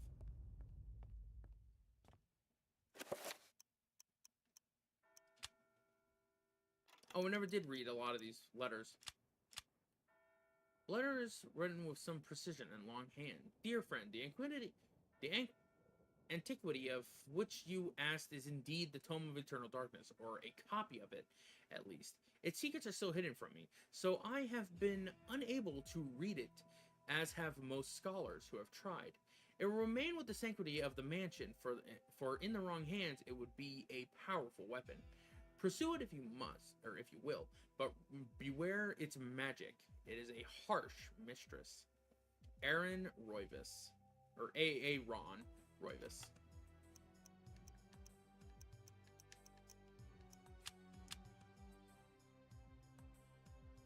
A letter scrawled by a panicked hand with clotted ink. Dear friend, the house has been forsaken by the ancients. I dare not enter it for the fear of my mortal soul. I would suggest that you leave also. Bring the book. Bring the book. It is a far more potent tool than you have learned, and many will swing the balance in our favor. A. Roivas. Oh, we're starting to get the music again, too. Nice. A scrawled letter, almost indecipherably by a weavering hand. Dear friend, as I expected, the rules of has that blasted necropolis lies deep with under the site of the mansion. The cursed servants of Zelotov are so close I can almost hear them chittering. There's a secret opening in the basement. For there we can gain access. I urge you to gather some men and seal it, or better still, destroy the damn place. I have stowed something in that you will find useful on the upper level. Look to the light and you will find it. I wish that I could be at your side, but my ailment worsens daily, and I know that my time is short. AR. A letter written in a scrawling hand reads, Dear friend, as I expected, the beasts are drawing closer to our discovery. They want the book for themselves, it seems, and do not want us to have it in our possession. I've taken steps to ensure that their ilk will not touch the key in this envelope. Should you fall prey to their claws, the envelope containing the base key has been sealed with a corrosive magic. If one not aligned to us tries to handle it, it will be released, inflicting pain, suffering, and a grievous blow to their sanity. Should they have any left, be swift with your task. AR. We got the medical book and everything like that. Let's actually go ahead and take a look at that. So we got a zombie. Limbs regrow as phantom entities when severed, causing deep-rooted insanity in the observers. The wrapping of the mummy are highly combustible and will catch fire easily. Oh, that's good to know. Also, is that a woman? Whoa. Its eyes are the weakness. Those are eyes? Oh, right, because I think it's I think they all change depending on what they are.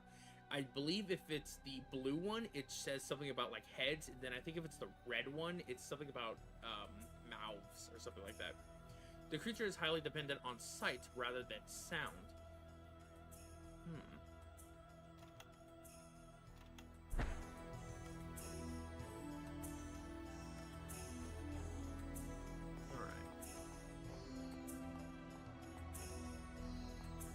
I think we have everything that we need.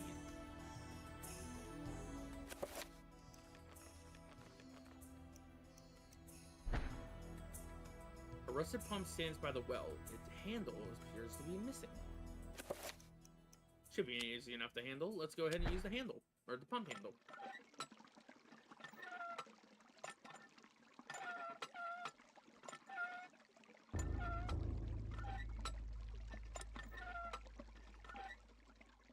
Inquisitio adis procasse, frater.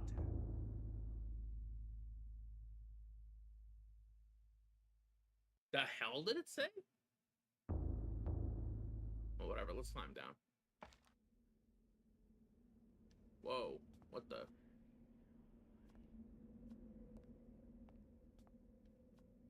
Oh, he's looking at the camera again.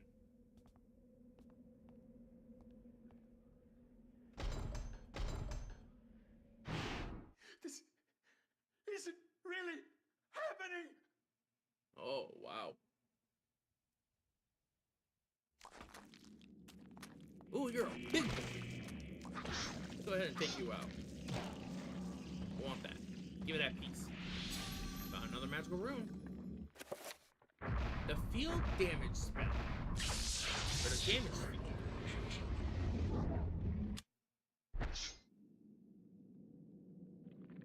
Fabulous. Now, what are you called?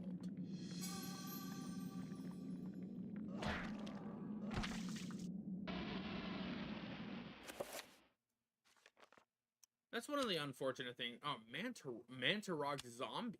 Oh, hello. A living human corpse. It has no special attributes or weaknesses. It is very weak, composed of dried sinew and skin. Huh. Let's go ahead and head back over to inventory.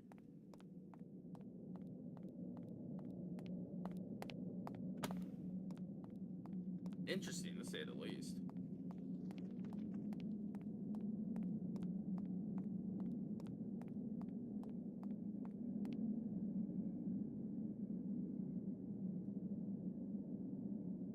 Max is incredulous at the sight.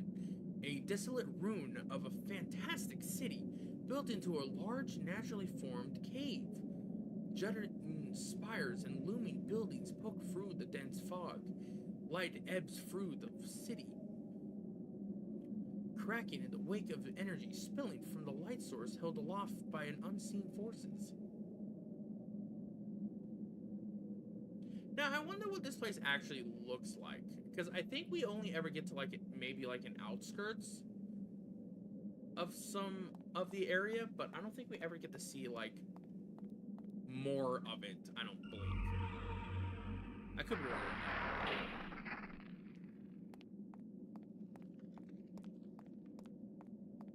Let's adventure further down. Adis procasse, frater.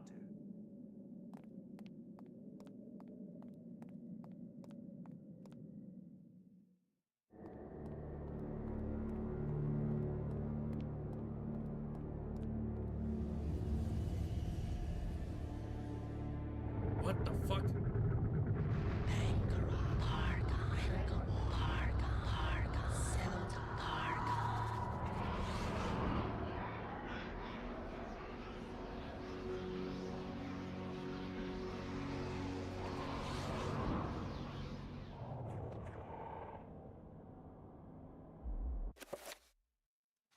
We're probably gonna want a quick spell. No, not quick spell. Spell list. Chant item cast with this. There we go.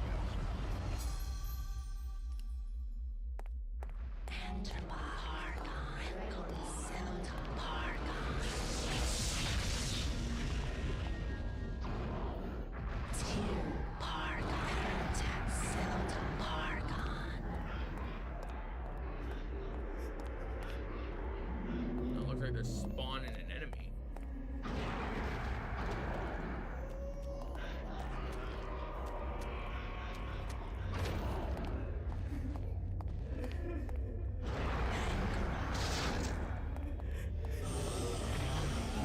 Enemy down.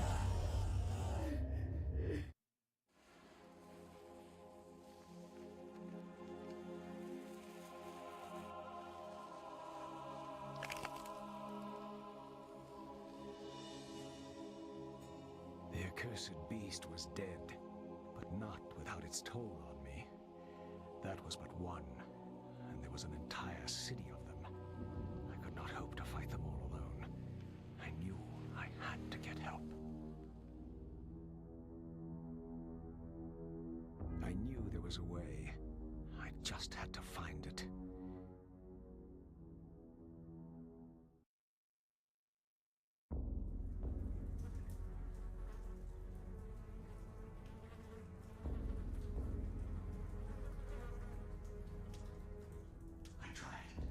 I tried to tell them, but they wouldn't listen to me.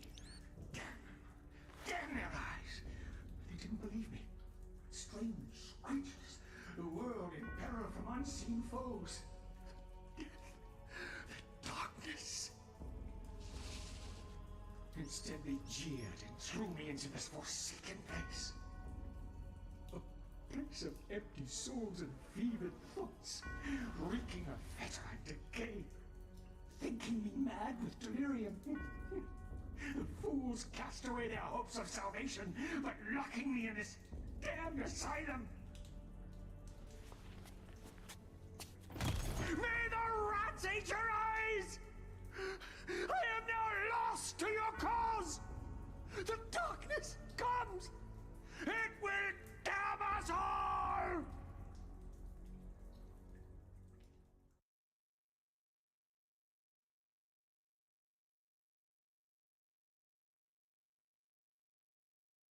He tried to warn him, but in the end, he was just touted as a loon.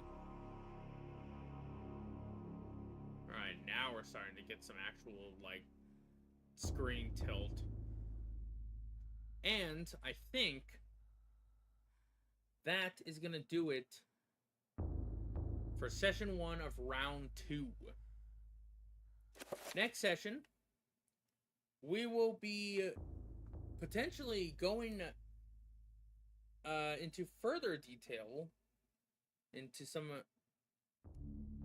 other areas on there. I know up in the second floor we probably have something to do with that glass stained window, and there's probably some other stuff as well.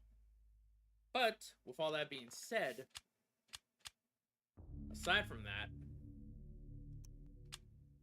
I like how we still have yet to get this one. We've yet to get that one of getting a death. Or not getting a death, but getting a delete the save file thing. But yeah. So far, I want to say we're about 1/3 of the way through the game.